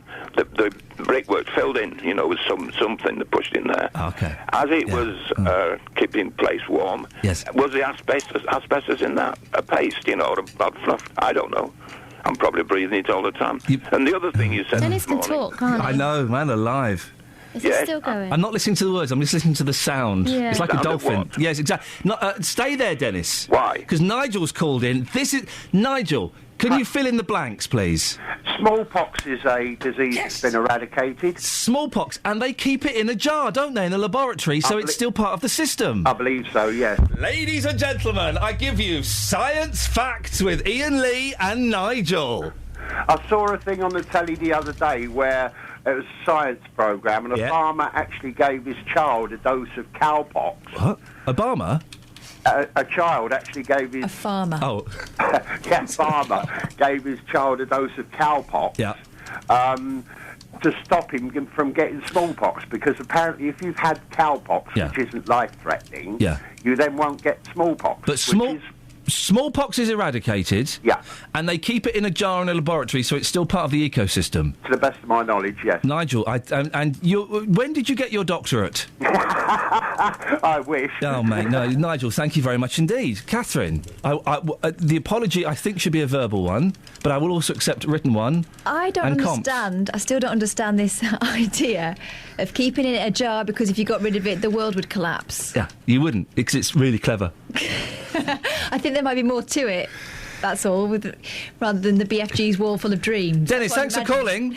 A wall of disease. Thanks for calling, Dennis. Thank you very much for Thanks, Dennis. Thanks, Dennis. Thanks, Dennis. Bye-bye. Bye-bye, Dennis. Thank you, Dennis. Bye-bye. Bye, Dennis. Thanks, Bye-bye. Dennis. Bye. Bye. Dennis, are you waving? Dennis, Wee off. Dennis, Wee are you waving? Wee off. Bye-bye, Dennis. Bye, Dennis. Bye-bye. Thanks. Dennis out. Oh. Oh, dear. I think he collapsed then. It was too much. But it's true. It's science fact, not science fiction. You right? Oh, dear. We get paid for this. We won't for much longer. Every day's a school day on this programme, you know. But it's a fact. Smallpox was exactly what I was thinking about. They've cured smallpox, but they have to keep it in a jar. Not a jam jar. They have to keep it in a jar so that it's part of the ecosystem. But it's not part of the ecosystem if it's been isolated. Well, it is, because it still exists on this planet. They could get rid of it. They could throw that jar away, not in Bromham. If they binned the jar, would the ecosystem know? Who am I talking to? Yes. Well, it depends. You could if you put it in a black bin, black bag. You'd have to recycle. You couldn't do that. You couldn't do it in Bromham. I said that 30 seconds ago. Oh. It was a good joke. First time around. Second time, not so strong. Sean's in Hitchin. Morning, Sean. Good morning, Ian. Sean, you please bring some sanity to this ridiculous nonsense. You were doing well until you went onto the ecosystem. It's true. It has to. Smallpox is in a jar because it has to remain in the ecosystem. That's a science fact.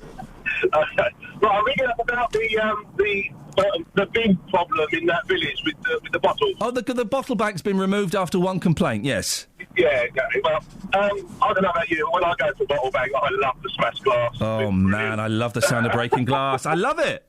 Yeah. Anyway, in Hitchin, they've removed all the bottle banks from the town centre because everyone in Hitchin has been provided with a third bin.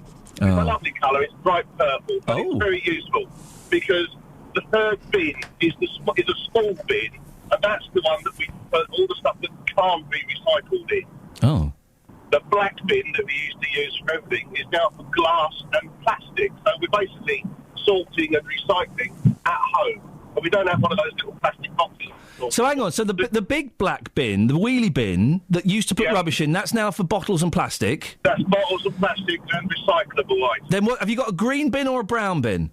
Got a brown bin for garden waste. And is that that's a full bin size? Full bin size. And that's a food and garden? Yeah, food and garden. And then we've got a half-size one, a bit like what you get in a flat, but the same height, but just narrower. It's purple, and that's the one you put the stuff in. Can't recycle. I can assure you that bin rarely gets filled. It's the grey one with the recycling that always is getting overfilled. But it does in my house. Sean, we're losing the signal, but you may... Thank you for that. 08459 455 555. 4 bins. Blimey. Travel news for beds, cards and bugs. BBC Three Counties Radio. The M1 southbound slow going between junction 12 for Flitwick and 11 for Dunstable. And the M25 anti-clockwise also slow going at junction 16 for the M40. In Cheshunt, the A10 southbound is slow approaching the M25. And looking on the speed sensors, all approaches to the Park Street roundabout are also struggling. Public transport has no reported problems. I'm Alice Glossop, BBC Three Counties Radio. Thank you very much. We're doing science on this show, you see. You're learning something. 7:46, Friday the 24th of January. I'm Iain Lee. These are your headlines on BBC Three Counties Radio. The family of a Hertfordshire woman who died from asbestos-related cancer are appealing for witnesses. A complaint by one person has got the village bottle bank removed from Bromham in Bedfordshire. In cricket, England have set Australia a target of 317 in the fourth one-day international in Perth. 08459 455 555 is the phone number. We'll take more of your calls after the weather with Elizabeth Rizzini. Beds, hearts and bucks weather. BBC Three Counties Radio. Hello, very good morning to you. It's a bit of a chilly start to today, but the good news is it should stay dry now for most of the day, with the rain only arriving from the west a bit later on through this evening. So yeah, chilly start, a few mist patches around, but I think some nice spells of brightness through the morning, particularly for eastern areas of Hertfordshire. That's where it's going to stay brightest, longest basically, towards eastern parts. And then the cloud thickening from the west as we head through the morning into the afternoon, turning out to be a bit grey and dismal, but at least it will be dry. Top temperatures today of around 5 or 6 degrees Celsius, 43 in Fahrenheit. The wind picking up slightly into later on this afternoon. Now, for this evening's rush hour, we'll start to see some outbreaks of light, patchy rain and drizzle into western areas of Buckinghamshire and Bedfordshire as we head through the course of the evening. That rain is then gradually going to spread its way eastwards. There will be the odd moderate burst on it at times, but most of the rain light and patchy, lasting through the night and possibly into the first part of tomorrow morning as well. A fairly mild night to come, temperatures down to around 5 degrees underneath the cloud and the rain. And then tomorrow it will take some time for that rain to clear. I think Hertfordshire really quite grey through the morning, but then gradually things will brighten up. Perhaps some showers a bit later on Saturday, but mostly dry, some good spells of brightness, perhaps some sunshine around, the wind picking up at times too, but not a bad looking day, and certainly the nicer day of the weekend. It'll be cold on Saturday into Sunday with a frost developing, and then on Sunday a dry start, but it will turn wet and windy later on into the afternoon and probably quite cold into next week. That's the forecast.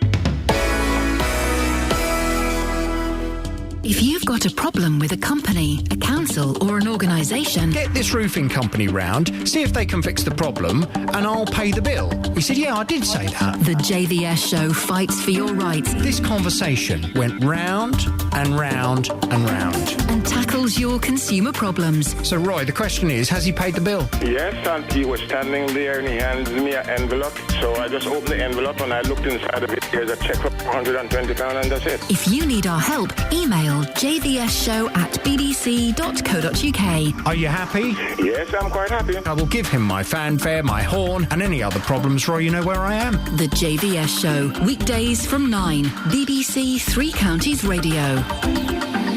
Now, Watford travel to Manchester City this weekend. It's a football game. The fourth round of the FA Cup. City knocked the Hornets out in the... I'm speaking a foreign language. City knocked the Hornets out in the third round last year, 3-0. Well, our reporter, Justin Dealey, has... Sorry, what?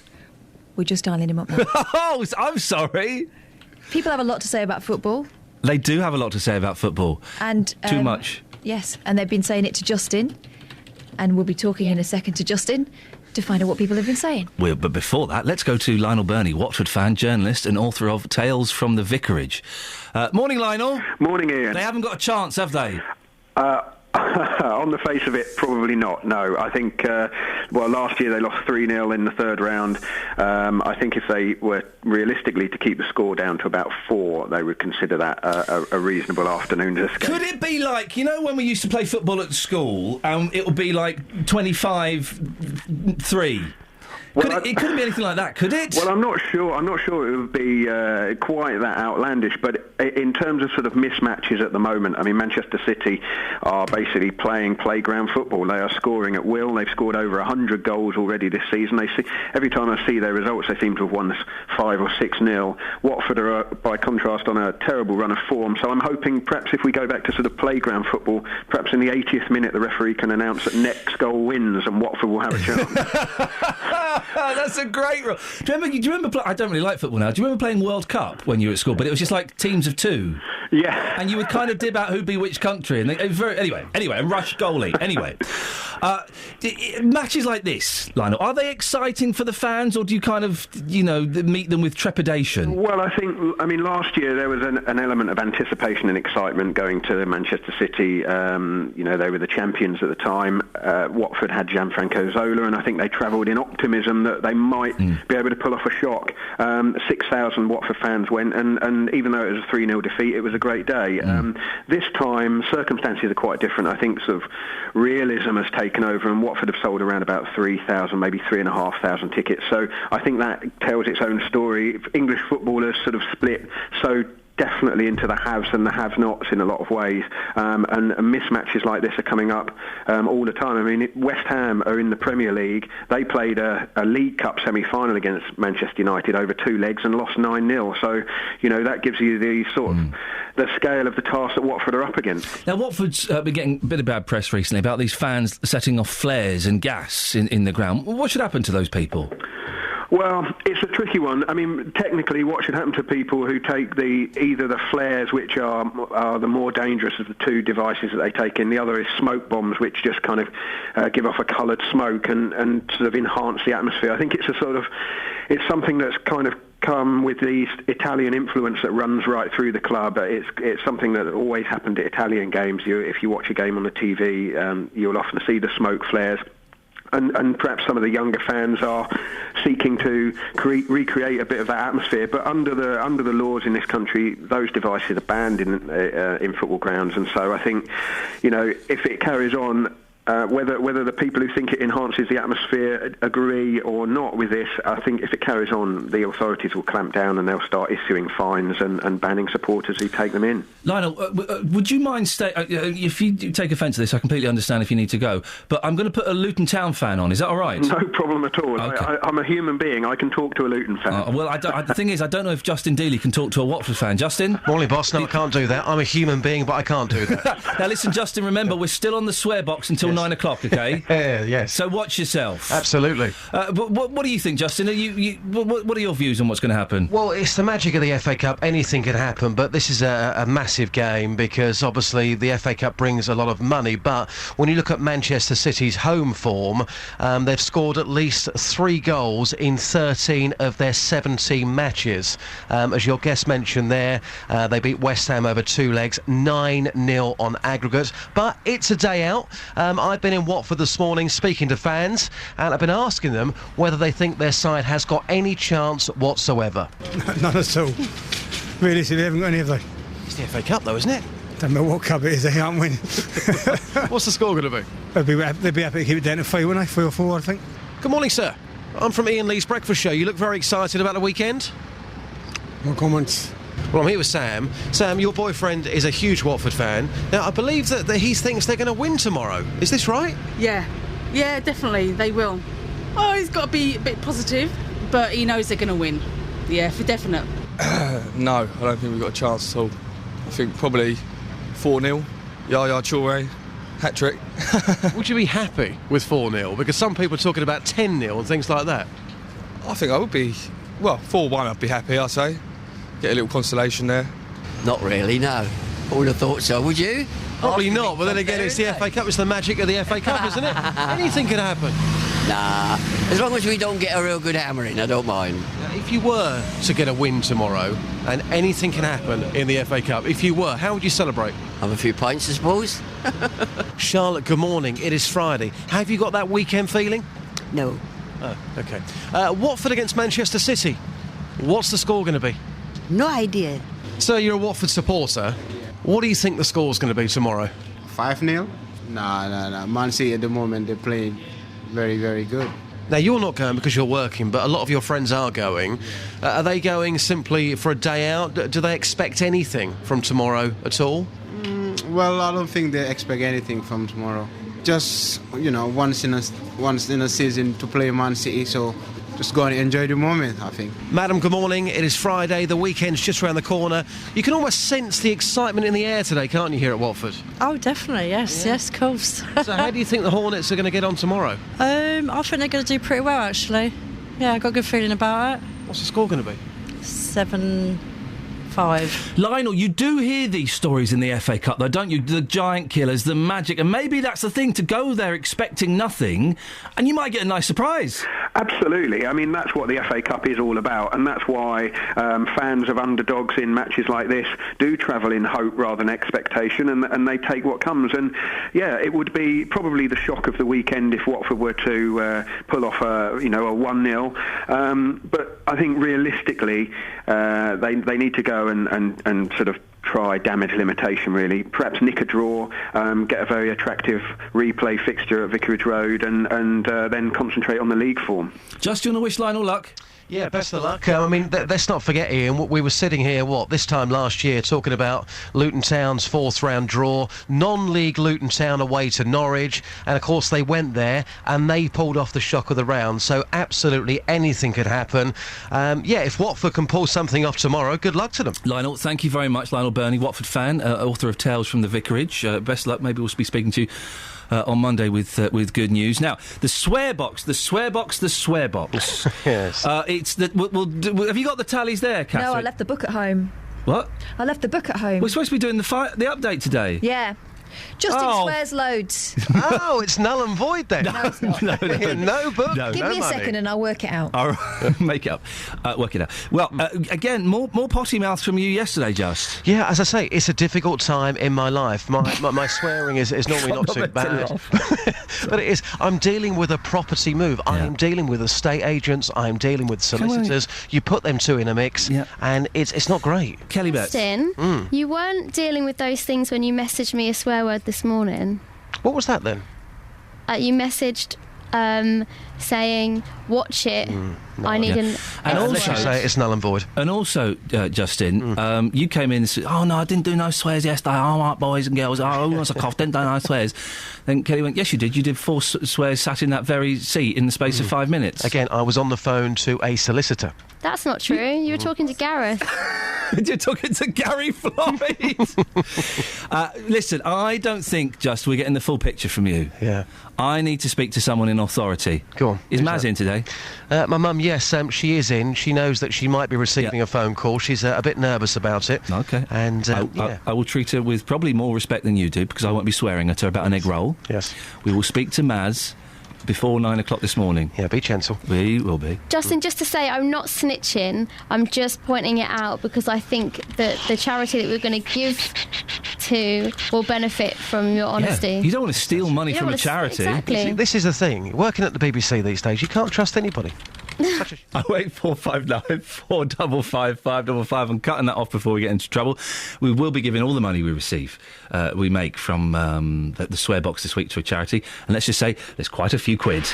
Quite a few quid. Travel news for beds, cards and bugs. BBC Three Counties Radio. Well, this is what Alice sounds like. So I'm guessing we're not going to Alice. Is she on 4? She's not. That's Alice. So the travel, there's roads, there's cars, there's things going on. We'll get her by 8:15. Don't panic about that. 08459 455 555 is the telephone number. Coming up in the next hour, more on asbestos.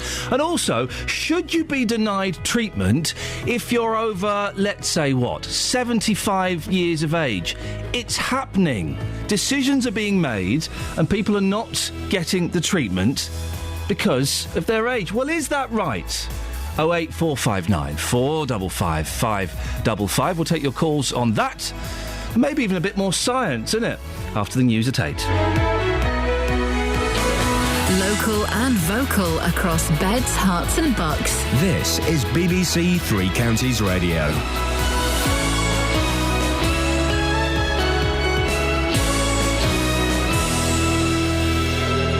It's 8 o'clock. I'm Jane Killick. The headlines. Family of asbestos-related cancer victim advertised for witnesses. Luton murderer challenges his life sentence. And one complaint gets a bottle bank removed from a village in Bedfordshire. BBC Three Counties Radio. The family of a Hertfordshire woman who died from asbestos-related cancer have taken the unusual step of placing adverts in local papers appealing for witnesses. It's alleged Hazel MacDonald was exposed to asbestos while working as a teacher at Denby Primary School in Luton between 1980 and 2000. Iain MacDonald is Hazel's husband. It's a horrible little disease because it damages the lining of the lung. It fills the lining of the lung up with moisture, gives you symptoms like pneumonia, and eventually the cancer actually then coats all the oxygen areas of the lung, and eventually it kills you. A 14-year-old girl is still in a serious condition 4 days after being found at a park in Luton with head injuries. The teenager was taken to Addenbrooke's Hospital on Sunday evening after being discovered by a member of the public. A 15-year-old boy has been arrested and released on police bail while investigations continue. A man from Luton who murdered one woman and raped another will challenge his whole life sentence in court today. Matthew Thomas and another murderer say not having their sentences reviewed is a breach of their human rights, Lee Agnew reports. In 2004, Matthew Thomas from Dallow Road was released from prison after serving 9 years of a 16-year sentence for rape. But just 2 months later, he stabbed 45-year-old Colette McGee to death. His challenge at the Court of Appeal follows the sentencing of Iain McLaughlin, who murdered a pensioner in Little Gaddesden last year while on day release from prison. The judge said he could not impose a whole life sentence because of a ruling in Europe that all cases should be reviewed. A post-mortem on the body of a woman found in Buckingham on Tuesday has failed to establish how she died. 3 men arrested in connection with her death have been released on police bail. She's been identified as 24-year-old Catherine Ellis of Buckingham. A village bottle bank in Bedfordshire has been removed after one person complained it was too noisy. The parish council was looking to replace the old metal one in the car park of Bromham Village Hall with plastic ones, which it hopes will be quieter. These local people are missing the facility already. I can't see the reason for removing it just because one person has complained. They bought a house next to the bottle bank. Surely they should expect the noise from the bottle bank. Nobody should be complaining about noise because after, 6 o'clock they shut the gates? I do store up my glass. Bit of a nuisance to have to go across town to get rid of it now. It's quite handy to have it so close. In cricket, England have set Australia a target of 317 to win the 4th one-day international in Perth. And the weather, starting dry, clear and cold before becoming cloudy and breezy with rain arriving during the afternoon. Today's high is 6 Celsius. And get the latest news and sport online at bbc.co.uk/3 counties. Thank you, Jane. Morning, this is Iain Lee, BBC 3 Counties Radio. It's 3 minutes past 8, it's Friday. Yay!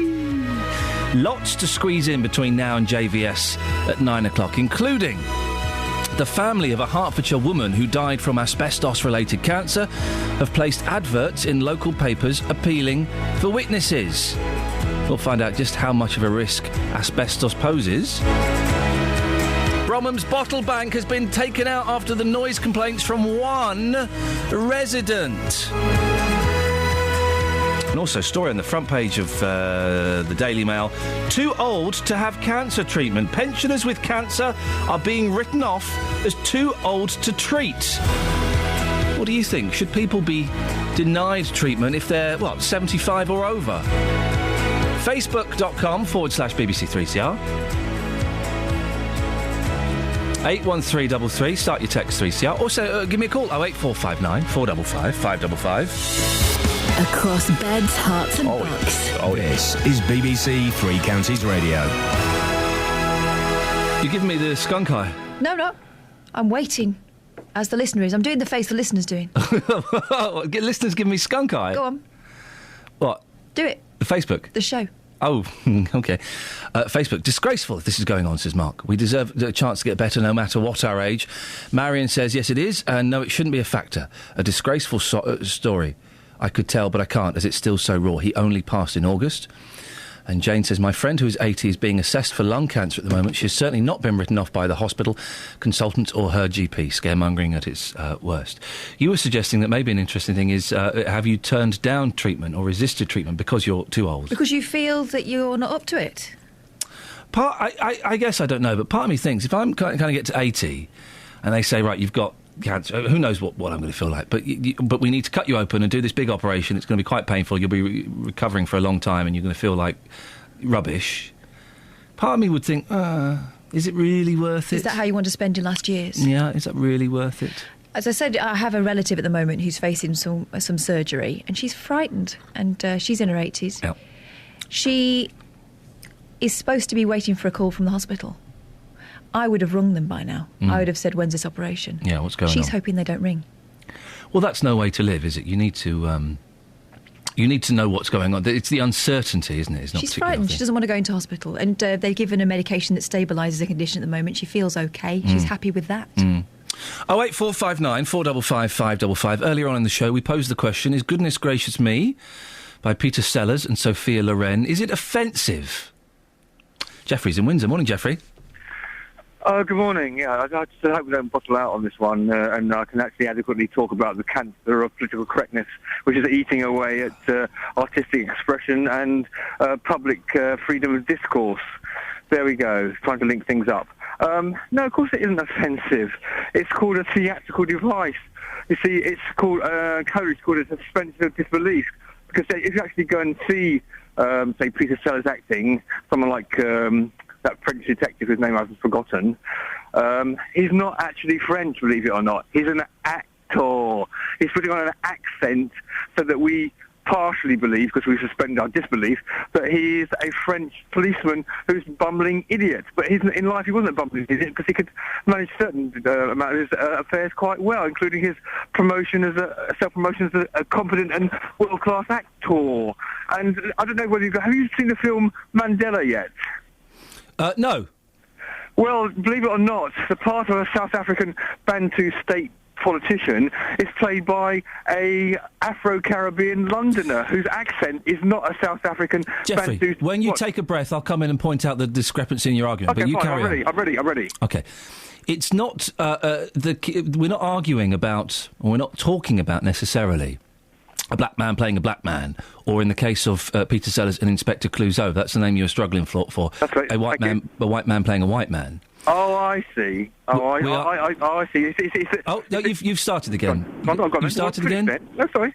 Thank you. We're not saying that it is, we're just asking, is it offensive for a white English man to do an Indian accent, and indeed, when playing Indians, to black up? Oh, I say again, it's a theatrical device. It's not a real situation. And Peter Sellers playing an Asian doctor in the 1960s wasn't going out and saying something really horrible like, I think we should send all immigrants home. He wasn't saying anything politically outrageous or politically contentious. He was playing an idiot, though, and I don't know if you've seen the film, I think it's 1966, 67, The Party, Blake Edwards' film, where Peter Sellers plays an idiot Indian. Does that make a difference? Well, I think there's some idiot English people. And I can be idiotic, because idiotic can be a temporary state of your behaviour and your attitude to certain situations. Then why don't we do it now? Why don't we get more actors doing it now? Idiocy is not a racial stereotype or characteristic. No. Idiocy... But if you are choosing to play that character, if you're choosing to play an Indian as an idiot... Yeah.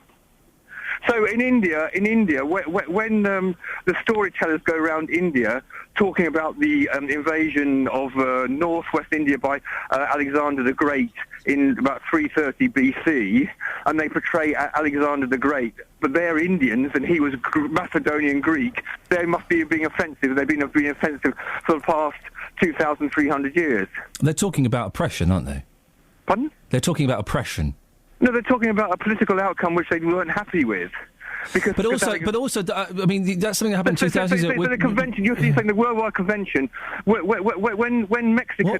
Hang on, what worldwide convention have I mentioned, Jeffrey? Well, you seem to be getting very upset about... I'm not upset. You are, Jeffrey. You can tell from... You haven't heard me being upset. I can tell... Yeah, I have. I've heard you for a long time. I can tell by the tone of your voice. Okay, if you're not upset, you're getting very excited about what is a very simple, straightforward question. Yeah, because I've only got about 5 minutes to make my point, and you can lackadaisically talk your head off for the next 2 hours. Absolutely correct. Well, no, for the next 50 minutes. Thank you very much, Jeffrey. Now, the family of a Hertfordshire woman who died from asbestos-related cancer have taken the unusual step of placing adverts in local papers appealing for witnesses. They believe Hazel MacDonald was exposed while working as a teacher at Denby Primary School in Luton between 1980 and 2000, and they plan to bring legal action against the Borough Council. 59 of the 63 schools run by the local authority still contain asbestos, and as we mentioned earlier, that's not unusual in older buildings. Joined now by Graham O'Mahony, who runs an asbestos training consultancy service in Hertfordshire. It's everywhere, isn't it, Graham? Good morning, Ian. Yes, it is. It's in hospitals, it's in schools, and unfortunately it's in our homes as well. We had a call earlier from someone who was suggesting that parents should keep their kids off school because there's asbestos in the structure, but that's completely unworkable, isn't it? It certainly is. I mean, if parents are going to take that view, most parents would actually have asbestos in their own home. If they're going to take the view of taking their kids out of school, and are they going to take their children home at the end of the day? What is asbestos? It's a fire retardant, is that right? No, asbestos is a naturally occurring mineral that was mined, and it's a fibrous product, and it gets mixed, or it was mixed with various other products such as cements and plastics and resins, and it gave fire protection to the fabric of the building. And unfortunately, when the fibres are released, they can enter into our lungs and they can cause cancer such as mesothelioma, lung cancer, and scarring to the lungs such as asbestosis. And of course, unfortunately, when people get diagnosed with those diseases, unfortunately it's inevitable that they will die from it. Should we be worried that the building I'm in has got asbestos in, that 59 out of 63 the borough council-run schools have got asbestos in, that hospitals have asbestos in? I don't think you should be worried. I think you should be aware of it. And there's legislation that's been in place for 10 years, coming up to May this year, that requires the duty holders, people responsible for the maintenance and responsible for the buildings, to manage their asbestos. Now, obviously, that entails having surveys undertaken to identify where the asbestos is.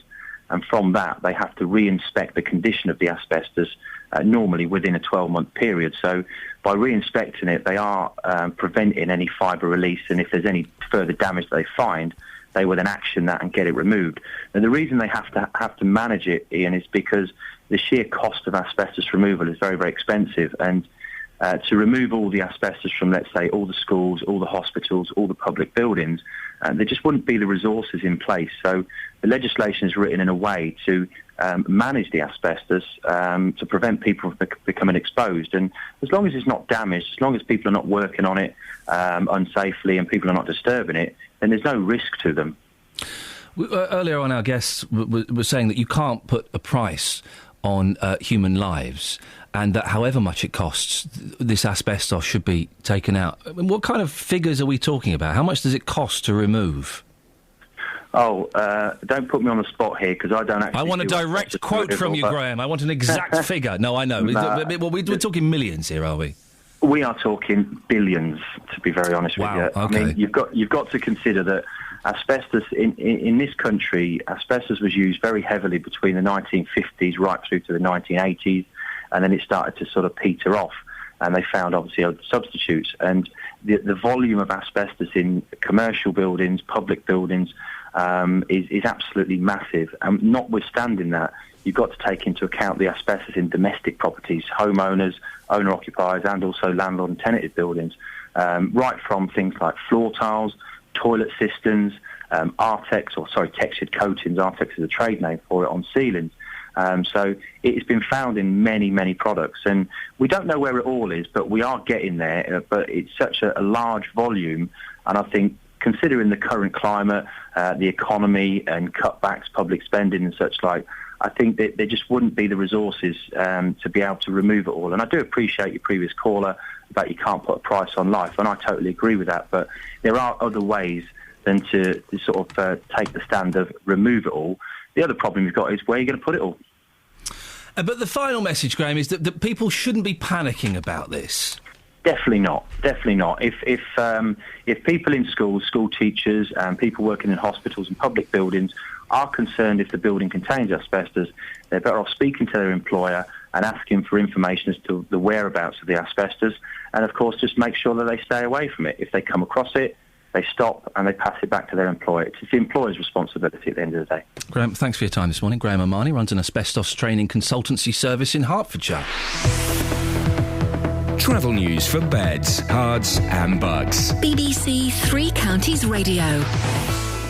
In Kings Langley, the A40 is queuing approaching the M25, and in Cheshunt, the A10 southbound also slow as you go southbound towards the M25. On the M25 itself, anti-clockwise heavy going at junction 16 for the M40, and the M1 southbound is still struggling between junction 12 for Flitwick and 11 for Dunstable.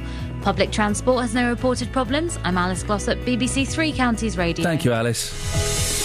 It's coming up to 8:16. It's Friday, the 24th of January. I'm Iain Lee. These are your headlines on BBC Three Counties Radio. The family of a Hertfordshire woman who died from asbestos-related cancer are appealing for witnesses. A complaint by one person has got the village bottle bank removed from Bromham in Bedfordshire. In cricket, England have set Australia a target of 317 in the fourth one-day international in Perth. The weather, dry at first, but rain spreading in slowly later. Coming up, more on that bottle bank story. And also, have you got to a certain age and you've been offered medical treatment and you just thought, do you know what, really, I don't think I can be bothered. It's not worth it. Have you made that decision? Or maybe the hospital has made that decision for you, or your parents, or your grandparents. 08459 455 555. BBC Three Counties Radio.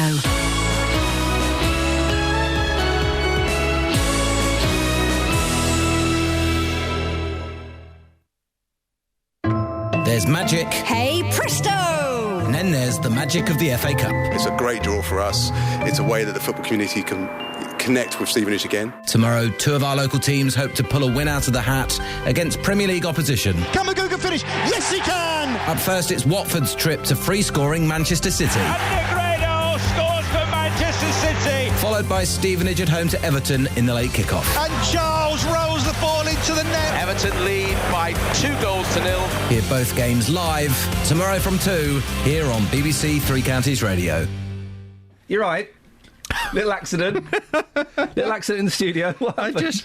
I caught my leg. I'm on one of those chairs that goes up and down. Yes. And I just caught my leg on the little gadget that makes it go down and plunged myself to the floor. It is one of the... They should just have a channel where they show people accidentally dropping those chairs. It is one of the funniest things to see someone do it.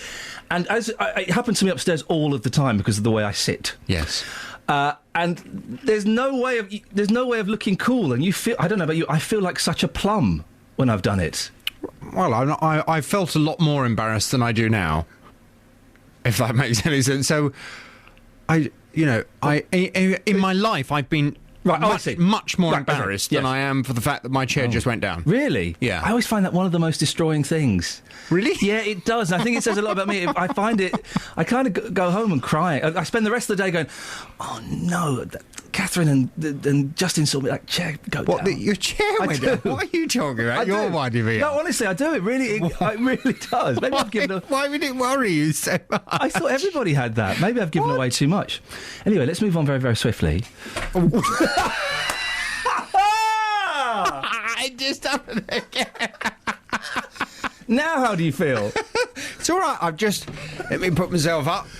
It's a funny chair, isn't it? You sure it's not your bottom? Now, what's on the show today?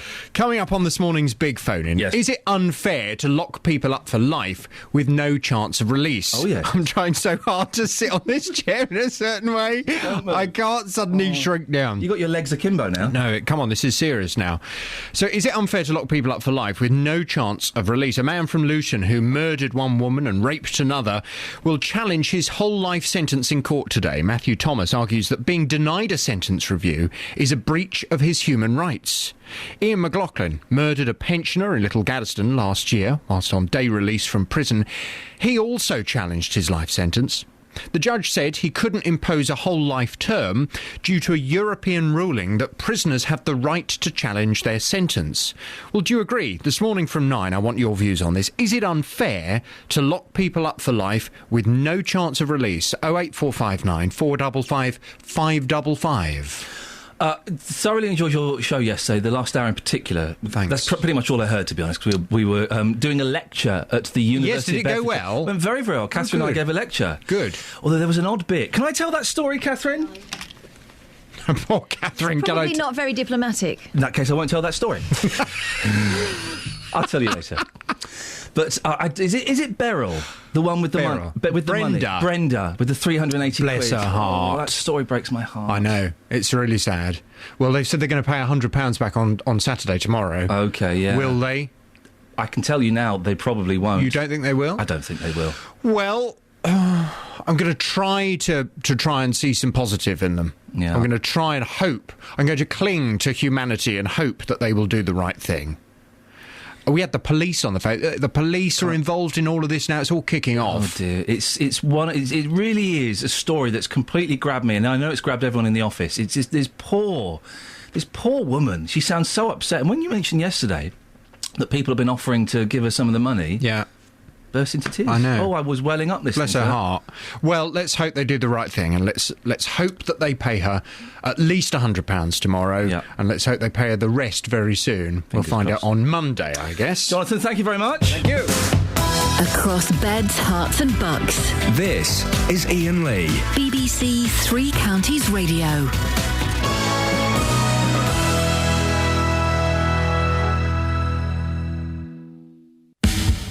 On FM, AM, online and digital radio. This is Iain Lee. On BBC Three Counties Radio. There we go. 08459 455 555 is the telephone number. If you want to give us a call, we're talking about too old to have cancer treatment. The NHS is writing off patients who are over 75. That's according to the Daily Mail. Let's speak to Sarah. Morning, Sarah. Hello, Ian. Sarah, what have you got for us? My mum is being treated for inoperable cancer at the moment. She's 72, and I have to say that the care that she's getting at the hospital that she goes to is very, very good indeed. I think the problem almost lies more at the GP's door when you hit a certain age, because she was presenting herself at her doctor's for 18 months with severe lower back pain. At first they said that they thought she had a urinary tract infection, didn't do a urine test, but she had a urinary tract infection. Then they said that they thought that she'd possibly pulled some muscles and she needed to go to an osteopath. By the end of it, she was being told that, well, you're 71 years of age, you've got to expect some aches and pains, and that she was wasting their time. It wasn't until August when she went back again and saw a locum doctor who, one, actually bothered to listen to her, and two, looked back at her notes and said, I'm not happy, sent her for a CT scan 3 days later, and they discovered a 4-inch by 4-inch mass at the back of her stomach, attached to major blood vessels, which is why they can't operate, and it's also attached to her spine. Oh dear, oh dear, oh dear. Yeah. So what... oh dear, it's a depressing situation, isn't it? Isn't it just? Yeah. And this is all because they didn't listen to her and take her seriously, you think? Well, I mean, they obviously didn't take her seriously for the fact that she was going back for 18 months. And I could understand if she was the kind of old lady who was up there every Monday because she was a bit lonely, but she would literally go to the doctors once a year to have the MOT that they expect older people to have, and that would be it. Yeah, she wasn't always up there. So how does that make you feel, sir? It must be frustrating, to say the least. I have to admit, a lot of what I carry at the moment is anger, and so does my mum and my dad, because it's affected their life so massively, and it's affecting our lives massively because we're in Bucks, they're in Devon, and we're constantly on the motorway going down there to support them, and one of us is still here looking after the children. We've already told them that when it gets to the point that my dad can no longer cope, that we will leave our home here and that we will move down with them and look after her, because I don't want her to have to go into a hospital. Which means taking the kids away from the schools that they like, and putting them into a new situation. So it affects everybody massively. Sarah, there's nothing I can say. I wish you all the best of luck on the journey that you're on, and I appreciate your call. Thank you very much. 08459 455 555. So the Bromham Bottle Bank. It's in the Village Hall car park. It's been removed. It's too noisy. It's too noisy. How many complaints did they get? 50? No. 20? No. 10? No. 1. 1. The parish council have removed it after one complaint, much to the annoyance of the rest of the village. We can speak now to Councillor Charles Royden, who's Bedford Borough Council's portfolio holder for the environment. Morning, Charles. Good morning, Ian. This is a strange situation, isn't it? Who told you one? It wasn't just one complaint. We had complaints from residents. And obviously, when you get a complaint of noise from residents, the Borough Council has a statutory duty. So how many complaints did you have? There were several complaints from local residents, people who live near the bin. How many? 3. more. Well, it's still only 3, isn't it? Well, yeah, but the problem is if you live next to a bottle bank and there's, several houses there that hear, clashing of glass, from early morning until late at night, and it's a very busy bottle bank, if they complain to the Borough Council, and the Borough Council has a statutory duty, you can't just say, we're going to ignore it because there's only 3 of them. So you have to go along, you have to find out if there's a noise, and it transpired that, there was a lot of noise, and quite legitimately people had a complaint, so we've worked with the Parish Council to try and reach a solution.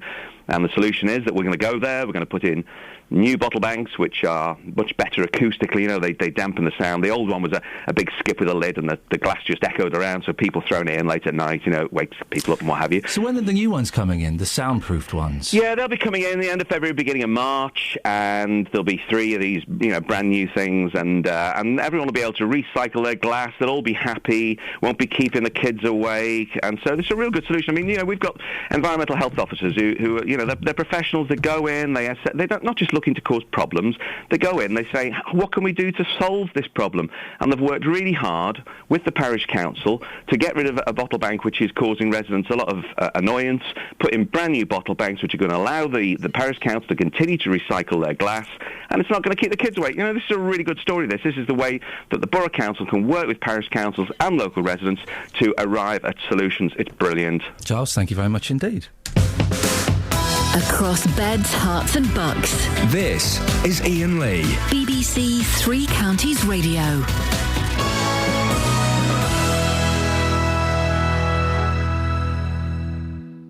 08459 455 555 is the telephone number if you want to give us a call. Should we have a look? A lot of the front pages, including the big papers, the grown-ups newspapers, The Times, Justin Bieber. Naughty, naughty Justin Bieber. Police mugshots of Justin Bieber, who was on £2,500 bail last night for allegedly drag racing a Lamborghini. Oh, a 1980s posh sports car. While intoxicated, then resisting arrest. He's on all the papers. He's only 19. Someone tweeted yesterday, Justin Bieber will die before Keith Richards. Do you know what? The way he's going, front page of The Sun, Bustin' Bieber. Nicked for racing Lambo, drink and drug driving charge. And then he's up. He was arrested with another pop singer. Is it a pop singer? Rapper. What's this? Sharif. Is that a man? Shaka Khan. Oh no, that's the wrong one. Shaka Khan. Wanna hold your butt? Wanna rock you, Shaka Khan? Who is this guy? I don't know who any of these people are. He was once a squeaky clean, God-fearing boy-next-door teen idol. But now Justin Bieber's unedifying transformation into a teenage brat seems to have taken another worrying downward lurch. I don't think he cares, though. He's a millionaire at 19. His girlfriend, Chantel Jeffries, woo-woo... Have you seen the picture of his mugshot? Yeah. He's smiling. He's loving it. He's loving life. He looks all cute. That's the Justin Bieber I like to remember, the 14-year-old teen idol. He looks like Miley Cyrus without makeup on. But this is a story we've heard before, just with different names, isn't it? Hey, who was... Look what happened to Britney. Britney, that's the young lady, wasn't it? His mum wants us to pray for him. I'm busy. I think she needs to do more than pray. She just needs to step in, drag him home, and sort him out. She needs to grab him by his ear, drag him home, give him a darn good slap. I don't condone violence against children, but he's 19. Send him to his room and keep him grounded for a month. But think about how old he is. Yeah. And imagine if you had everything you could ever want at such a young age. Yeah. You would go loopy. You would go loopy-loo. There's no denying Snooker loopy. Nuts are we. Him and them and them and me. 08459 455 555. Travel news for beds, cards and bugs. BBC Three Counties Radio. The M1 southbound looking slow now around junction 14 from Milton Keynes, and the A1M also southbound struggling at junction 7 for Stevenage. In Kings Langley, the A41 is queuing as you approach the M25, and in High Wycombe, Marlow Hill is heavy going down the hill towards the centre of town. Public transport has no reported problems. I'm Alice Glossop, BBC Three Counties Radio. Across beds, hearts and bugs. This is BBC Three Counties Radio.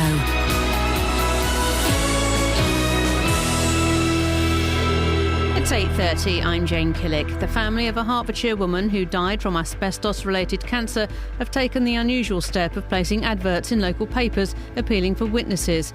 It's alleged Hazel MacDonald was exposed to asbestos while working as a teacher at Denby Primary School in Luton between 1980 and 2000.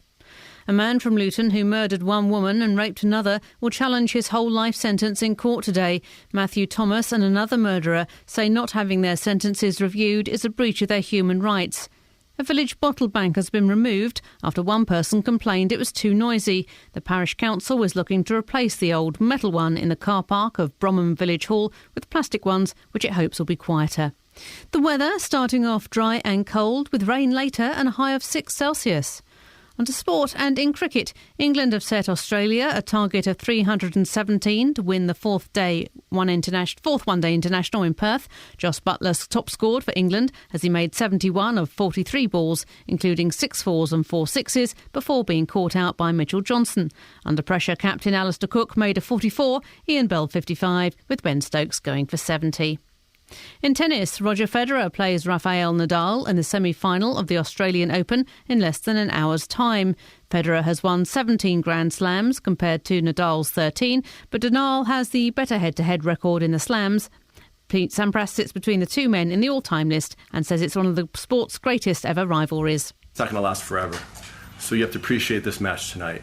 So much so that you just have to sit back and enjoy it. I mean, these are two of the greatest players of all time, playing in the same decade. It's one for the ages, and let's hope it lives up to the expectations. In football, Juan Mata's £37 million move from Chelsea to Manchester United should be completed today.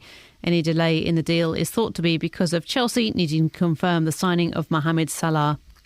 And in rugby union, Ospreys captain Alan Wynne-Jones has signed a new contract that will see him remain with the region until the 2015 World Cup. BBC Three Counties News and Sport. I'll be back with the full bulletin at 9.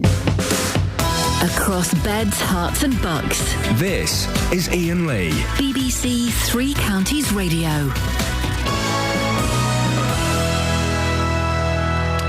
Joyce is in Leagrave. Morning, Joyce. Good morning. Joyce, what can I do for you?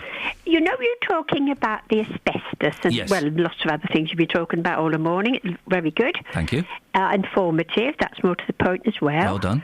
And the thing being, I can't remember years ago, you know the old asbestos, OK, full stop, they're saying that was a problem. I'm thinking of the garage roofs and things. Yes. And I think, perhaps you can correct me or just, make sure I'm right. I'll guide you, yes. Yeah, that's good.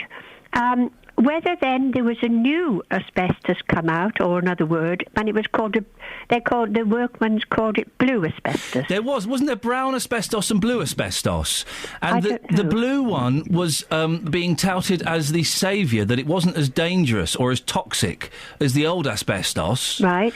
But I think it is still quite bad for you, but maybe not quite as bad. Right. Because, yes, I remember that, sort of in the mid-'80s, wasn't it? Yes, I can remember them saying that, and I thought, well, I better just make sure, I tell you what I'm going to do, Joyce. I have a computer. I have the whole world at my fingertips. I'm going to Google blue asbestos. Wonderful. Let's see. Blue asbestos. Oh, hang on. Let's look at this. This is exciting. This is live as we're talking about it. Unfortunately, the computers here are very slow. Right. I know there's lots of roofs and things around and these garages, and they're okay until you, as you say, start repairing them or doing something with them, then they are dangerous. But I don't know about this blue thing. Oh, it goes into... I can't... yes. Is the answer to the question, Joyce? Yes. What was the question? No, it is dangerous as well, I think. It is. It is, but it's everywhere. It's everywhere. It's only dangerous if you start messing around with it. Right. Which is why if you get work done in your garage roof, you would get an expert in who would look at it. We had work done in our roof a few years ago. Right. And the guy came out and said, there's asbestos in there. I can't touch that, but I know someone who can. Oh. And then you get an expert out and they get rid of it. I see, yes, because it's quite worrying, isn't it, for people listening to it, thinking, oh dear, I can see why it would be worrying, but Joyce, the best thing is don't worry about it. No. It's only when it's kind of tampered with that it gets particularly dangerous. Yes. If it's just there and it's all sealed up and it'll be fine. Oh, that's lovely. I tell you the stuff I hate, nowhere near as dangerous as asbestos. What's that? But the insulation in lofts, that kind of thick... Oh, that furry, fluffy stuff. Oh, and it looks so nice, but if you get that on your skin, you'll be itchy watching for weeks. I know the poor boys and youths on these training things years ago came to my mum's and they put this loft installation down. Yep. And they were up there and I said, oh, put things on your... and put elastic bands around your trouser legs and things like that, you know. And it was awful. And then there should have been more particular then in those days, I think. But things move on and they're looking after us. Joyce, you got anything nice planned this weekend? Not at the moment, but my life's always full of surprises like yours. Are you quite spontaneous in your actions? I have to be. Okay, well, have a nice weekend, Joyce. I'll speak to you soon. And you too. Ta-ta, Bye-bye. bye-bye. There we go. 08459 455 555 is the telephone number if you want to give us a call. We'll be speaking in a little bit. I know, isn't it exciting? We'll be speaking to the woman responsible for it all. Maz is coming on the line. I'm very excited. Now, just, Kelly, for those who are a little bit in the dark, who is Maz? Maz is the mother of Justin Dealey. Justin Dealey. She's responsible. She's responsible for just so much that's wrong with this world. But also so much that is right. Yeah, I understand she makes a mean omelette sandwich. I've heard this to be true, and also because of Justin Dealey's potty mouth, Tourette's Action is going to be making an absolute fortune. It's amazing. Fortune. Who would have thunk it? Who would have thunk it? We can't give the exact figures today, as I believe the swear book. No, we can. We can. I thought the swear box book was at home. Yes, but we have an up-to-date tally, and we know what's gone on today, so okay. it's fine. We can do that before the end of the show. You can do it now if you want. Let's do it when we have Maz on. Okay. Yeah, let's tease. It may change between now and then, of course, with Justin. Let's do a big radio tease. Coming up on 3 Counties Radio, you can find out just how many swears Dealey has done. BBC 3 Counties Radio. Online, on FM. On digital. And across the web. On medium wave. Yes, Call me now, 08459 455 555. I'll go back to the papers, shall I? You can call me now, by the way. Let's have a quick look at the front pages. Oh, what's happened there? Oh, nothing serious. Don't panic. Don't panic. The Guardian. Oh, there's in G2. There's a whole article about the writing of the song "Louie Louie Dum Dum." Oh, baby, now me gotta go. I shall read that later on. And George Clinton. Carney, no early interest rate rise, boring. Keep calm, Kiev protesters urged to maintain truce after talks end in stalemate. Privacy fear over 26 million images taken daily by road cameras. I'm almost interested. The number of police CCTV cameras trained on Britain's roads has almost doubled over the last 3 years, giving police forces and intelligence agencies access to up to 26 million images a day. Why is that causing fear? However, the scale of the system is causing privacy campaigners. Big Brother watch, anyone? Grave concern, and senior officers admit they need to do more to address fears. Here we go. Nick Pickles, director of Big Brother Watch, raised concerns. Nick Pickles from Big Brother Watch will be concerned that I've got a camera and I'm taking photos of my kids. He'd probably claim that was an invasion of privacy. That I made a film at the weekend at my boy's birthday party. Well, you shouldn't really be making those kind of films. It's an invasion of privacy. That's what Big Brother Watch would say. Took some pictures of the boys at the weekend. Well, it's an invasion of their privacy. I'm exaggerating slightly, but... Nick Pickles, director of Big Brother Watch, raised concerns about the scale of the expansion of the system. The Times, Justin Bieber. Doctors are blamed for elderly cancer deaths. We've been talking about this. More than 10,000 cancer patients are dying needlessly every year because of blatant ageism among doctors, charities say. The NHS is denying older people life-saving treatment solely because of their age, with older sufferers of the disease much less likely to survive in Britain than in many other rich countries. 08459 455 555 is the phone number. Oh, there's a sexy King Lear. Simon Russell Beale and Anna Maxwell Martin. What's this with 3 names? I wonder who did 3 names. In the eagerly anticipated production of Shakespeare's King Lear, Cameron hails the start of recovery for all. Oh, yeah, I heard about this. We're all earning more money. Did you know this? You're earning more money. Did you know this? Catherine, you're earning more money. Oh, really? Yeah. Britain is beginning to see signs of a recovery for all, David Cameron suggested last night, as figures showed that the earnings of the vast majority of people are increasing by more than inflation. Oh. Did you not know that? I don't feel like that. Well, check your pay packet. The Prime Minister said there are positive signs that families are seeing their living standards rise as the economy emerges from the downturn. Well, we've got 20 minutes. Is your living standard rising? Are you earning more than the inflation?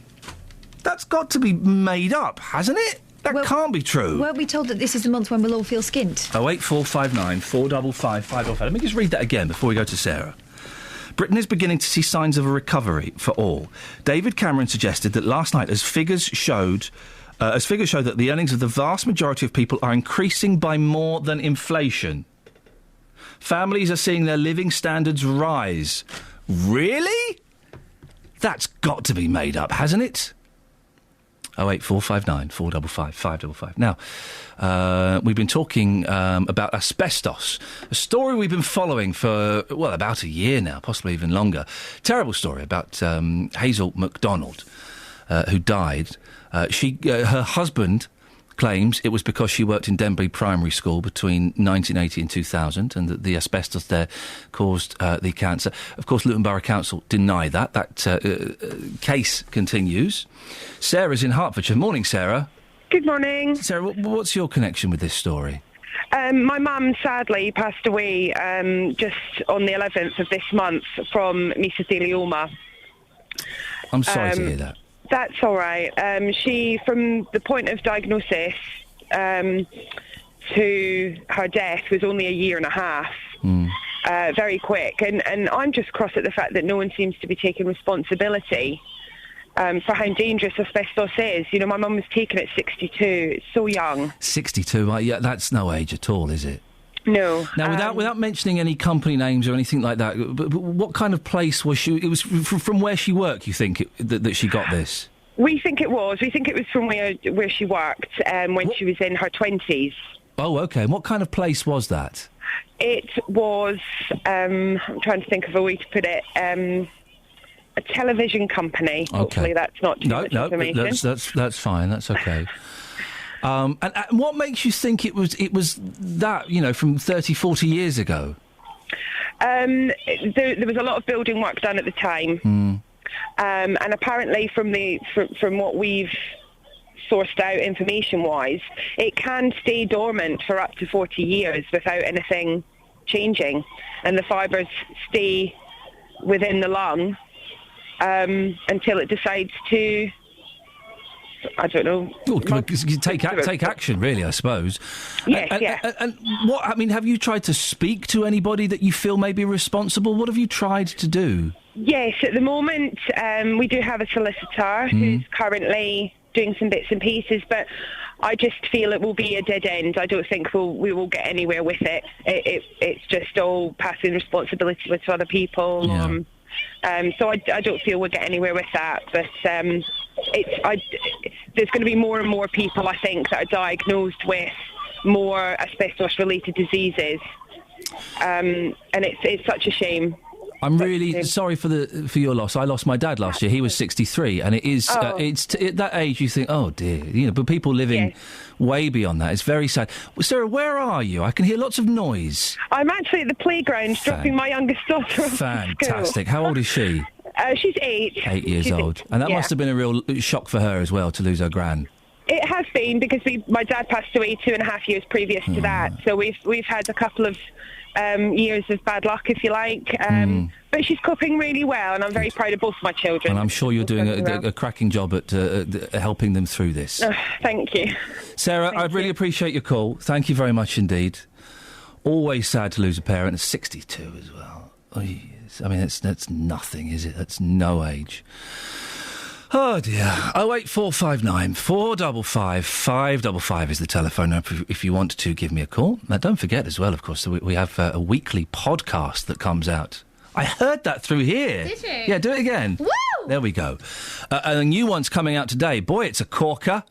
It's a corker. Come out about midday on the BBC Three Counties website, and then a bit later on in the afternoon, maybe tomorrow morning, it pops up on iTunes if you want to find them. iTunes, Iain Lee, Iain Lee, BBC, and they pop up and you can subscribe to them. Right, it's 9:15, BBC Three Counties Radio. Let's get the travel news with Alice. Travel news for beds, cards and bugs. BBC Three Counties Radio. The M1 busy in both directions at junction 14 for Milton Keynes. And in Luton, the A6 is slow going towards the centre of town past Wardown Park. The A5 southbound struggling between Chalk Hill and the Dunstable town centre. And on the A1M southbound, slow going at junction 7 for Stevenage. Public transport has no reported problems. I'm Alice Glossop, BBC Three Counties Radio. Thanks, Alice. Oh, it's 8:45. It's Friday, the 24th of January. I'm Iain Lee. These are your headlines on BBC Three Counties Radio. The family of a Hertfordshire woman who died from asbestos-related cancer are appealing for witnesses. A complaint by one person has got the village bottle bank removed from Bromham in Bedfordshire. In cricket, England have set Australia a target of 317 in the fourth one-day international in Perth. Coming up, well, we'll be speaking to Maz Deely. Who's Maz Deely, you ask? You'll find out after the weather with Elizabeth. Beds, hearts and bucks weather. BBC Three Counties Radio. Exciting stuff. Good morning. We've got a chilly start to the day, some mist patches around. Now it's going to stay brightest for longest towards eastern areas of Hertfordshire, gradually clouding over as we head through the day, but it should stay mostly dry. Top temperatures today up to 5 or 6 degrees Celsius, so feeling fairly chilly. We'll probably have to wait until after dark into this evening's rush hour to see the rain. That's going to spread in from the southwest, and it'll be really quite light and patchy through the night. It will last through the overnight period, all of it. The odd moderate burst perhaps at times, so fairly wet night to come, not amounting to very much by tomorrow morning. Lows tonight of around 4 or 5 degrees underneath the cloud and the rain. That's how we'll start off the day tomorrow. A little bit murky, some outbreaks of drizzle at times. That front will then clear to the east, and we'll see things brighten up. So the best day of the weekend tomorrow. Lots of dry, bright weather, some spells of sunshine, some showers perhaps later on through the day. Saturday will feel fairly mild, but it will be a cold night to follow on Saturday into Sunday, with a possible frost on Sunday morning. Dry on Sunday morning, but quite quickly through the afternoon we're going to get some wet and windy weather coming in from the west, so a bit of a stormy end to the weekend, and then next week it's going to be turning colder. That's the forecast. Every Saturday morning from 9, Justin Deely with 3 hours of great songs and great memories. Philip says here on the text, I saw the Everly Brothers at the Bletchley Leisure Centre. Playing your requests from the 50s, 60s, 70s and 80s. Tom says, you played some great tracks today. You haven't played one that I didn't like. Justin Deely. We had our listener vote earlier as well. Well, The Who, they won it. Well, very soon we're going to hear from Marcy Wilde, but up first, the American guitarist Dwayne Eddy. Justin Deely, every Saturday morning from 9 on BBC Three Counties Radio. We'll speak to Justin a bit and find out who he's got on his show tomorrow. Before that, though, more on asbestos. Kate is in Northampton. Morning, Kate. Good morning. Kate, you got a very sad story. What happened? My brother was an apprentice at Devonport Dockyard. It would be the late 40s, early 50s. He got asbestosis and died a couple of years ago. But before that, he got it developed into a huge tumour in his lung. And he said, I remember him saying that it seems as though it's weighing me down. Huge. But he wasn't the only one. There must be hundreds of people who worked in government premises, a shipbuilding, that kind of thing, where it was prevalent. It says on my screen, Kate, that he used to play with it when he was younger. Well, when the apprentices used to kick it around like football. They didn't know any better. Nobody knew about asbestos when he was an apprentice. And how does it make you feel, Kate, knowing that he died from something that if he hadn't have worked with it, it wouldn't have affected him? He might still be alive. No, he was a beautiful man. He was a great footballer and sports and everything. You wouldn't have thought that he would get something like that, but he did. But he wasn't alone. I can remember when we were living in Bath, there were ever so many people who died from it. Ex-dockyardies. Kate, thanks very much for your call. 08459 455 555. Robin's in Northampton. Morning, Robin. Yeah, morning. Is it Iain? Yes, is that Robin? Yes, it is, yes. Excellent stuff. Now, what can I do for you? Yeah, I've just I heard it about 7:30. You sang that you played a song called Singing Nuns by Dominique. Oh, yeah, we played, yes. Yes, I just wanted to say how lovely it was. Did you like it? I did very much so. This one?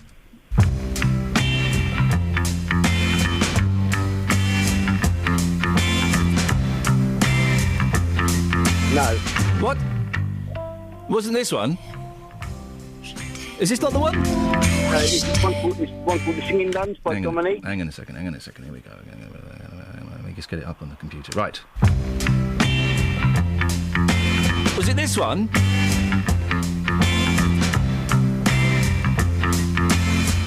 Was it this one? No. No. Hang on a second. I'm trying to think which song it would have been. Hang on. Was it this one? No. Hang on a second. It's telling me to turn right. Hang on a second.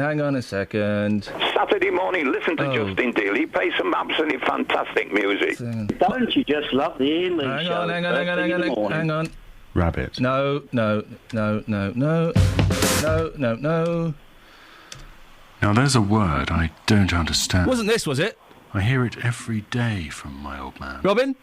Hello? Was it this one? Rhyming slang, but it ain't in no school book. No. Hang on, it wouldn't have been this. I'm not going to be made to look a fool. No, hang on. Was it this?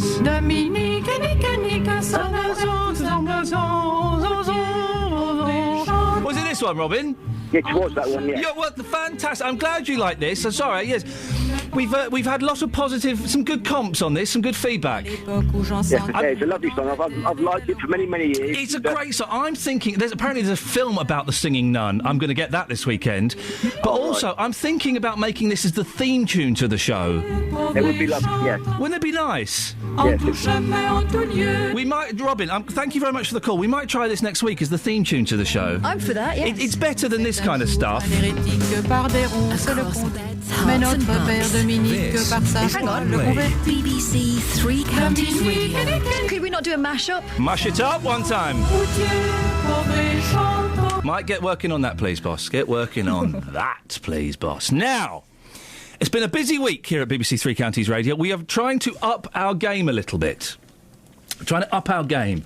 Standards have slipped, dear listener, in more ways than one. But the one way that we can focus on immediately is the language. The language that is used. Lots of potty mouths on the breakfast crew. That make me say it. So we've decided this week, and at 9 o'clock it ends, so boy oh boy. Woo! It's going to be blue. The air will be blue. We've decided to have a swear box this week. And we've argued about some of the swears that we can and can't use. I think I think you're counting mine, and mine aren't 50p, mine are 25p. There are no push. There are no degrees of. There are no degrees. I might as well have just said the worst word in the world then, rather than the really mildest swear That's what word I in did. the world. She did. Well, one of the worst offenders, it turns out, is Justin Dealey. Morning, boss. Good morning, Justin. Now, you have got a very, very potty mouth. How many swears did you do yesterday? Probably about, 7 or 8? Oh, it's gone up. All right, it's gone up more because he knows he's on the other line. First of all, we were told none. Yeah. And then Kelly outed you with 4. Yeah. And now you're saying 7 or 8. So what, the other 4 were at home, were they? I think so, yes. It's a difficult time in my life right now. Don't give me that nonsense. So the other 4 were at home? Yes. You're saying it's only 4? Only 4, yes. Did you see anybody yesterday? No. What I did yesterday, I deliberately went somewhere to sleep so I couldn't swear. I was on my own, and I thought if I'm going to be on my own, I can only swear at myself, and that's not going to happen because I'm not quite that insane just yet. OK, now on Tuesday, I believe there were 10 swears over an egg roll with your mum. I believe so, yes. But as I mentioned to you again, it's a difficult period. I'm dealing with solicitors and estate agents. Okay. They make you swear. You're saying it was only 10 swears that day? I think so, yes. Over an egg roll? Yes. OK. Shall we ask your mum? Go on, then. Maz Daly's on the line. Morning, Maz. Good morning, Ian. Thank you so... You sound quite posh. Ooh. You sound really posh. Maz, where did it all go wrong? No, I have a wonderful son. Really? Absolutely wonderful. Let's get a few things straight, OK? Mm-hmm. On Tuesday, he claims that he swore 10 times over an egg roll. No, not aware of that at all. Not my son. She's covering for him. This is awful, Maz. Listen, She's immune to swearing. if he's Just stick to the script, okay? if he's going to improve as a human being, Maz, you need to kind of just step away and let him defend himself. How many swears does he do on a normal day? One. Now, I'm so disappointed in you, Mrs. Dealey. I'm so disappointed. Listen. Mum, you can be honest. Go on, you can be honest. Well, I didn't bring you up to swear, did I? Yeah, but Mum, you know what's going on right now. Estate agents, solicitors, they make me angry, don't they? Come on. Yes, you're very stressful at the moment, yes. So where does he get this potty mouth from then, Maz? If it's not you, is it his dad? Oh, no, definitely not. I've no idea. Perhaps it's working at 3 counties. Listen, we know Justin Dealey. He's a little bit of a character. He's a little bit way, a little bit woe. What's he like at home? What's Justin like when he's on his own and he's nice and relaxed? Very quiet and a lovely son. Oh, that's so sweet that you'll defend him, even in the face of the fact we know he's completely the opposite to what you're saying. Really? Is he? Yeah, Maz, can I be honest with you? Yes. He is filthy. I don't want to be rude about your boy because I know every mother will protect their son. He is filthy. Dear, I'm really surprised. I think Justin put somebody else in the house. He's like, right, you take over from here. You're the Justin at home. This is an actress. Yeah, but the real Mrs. Dealey is tied up somewhere under the stairs, and he's hired this posh actress to come in. Is he a good boy? Does he look after his mum? Of course, absolutely. Do you still do his washing for him? His like his clothes and stuff. Oh yes.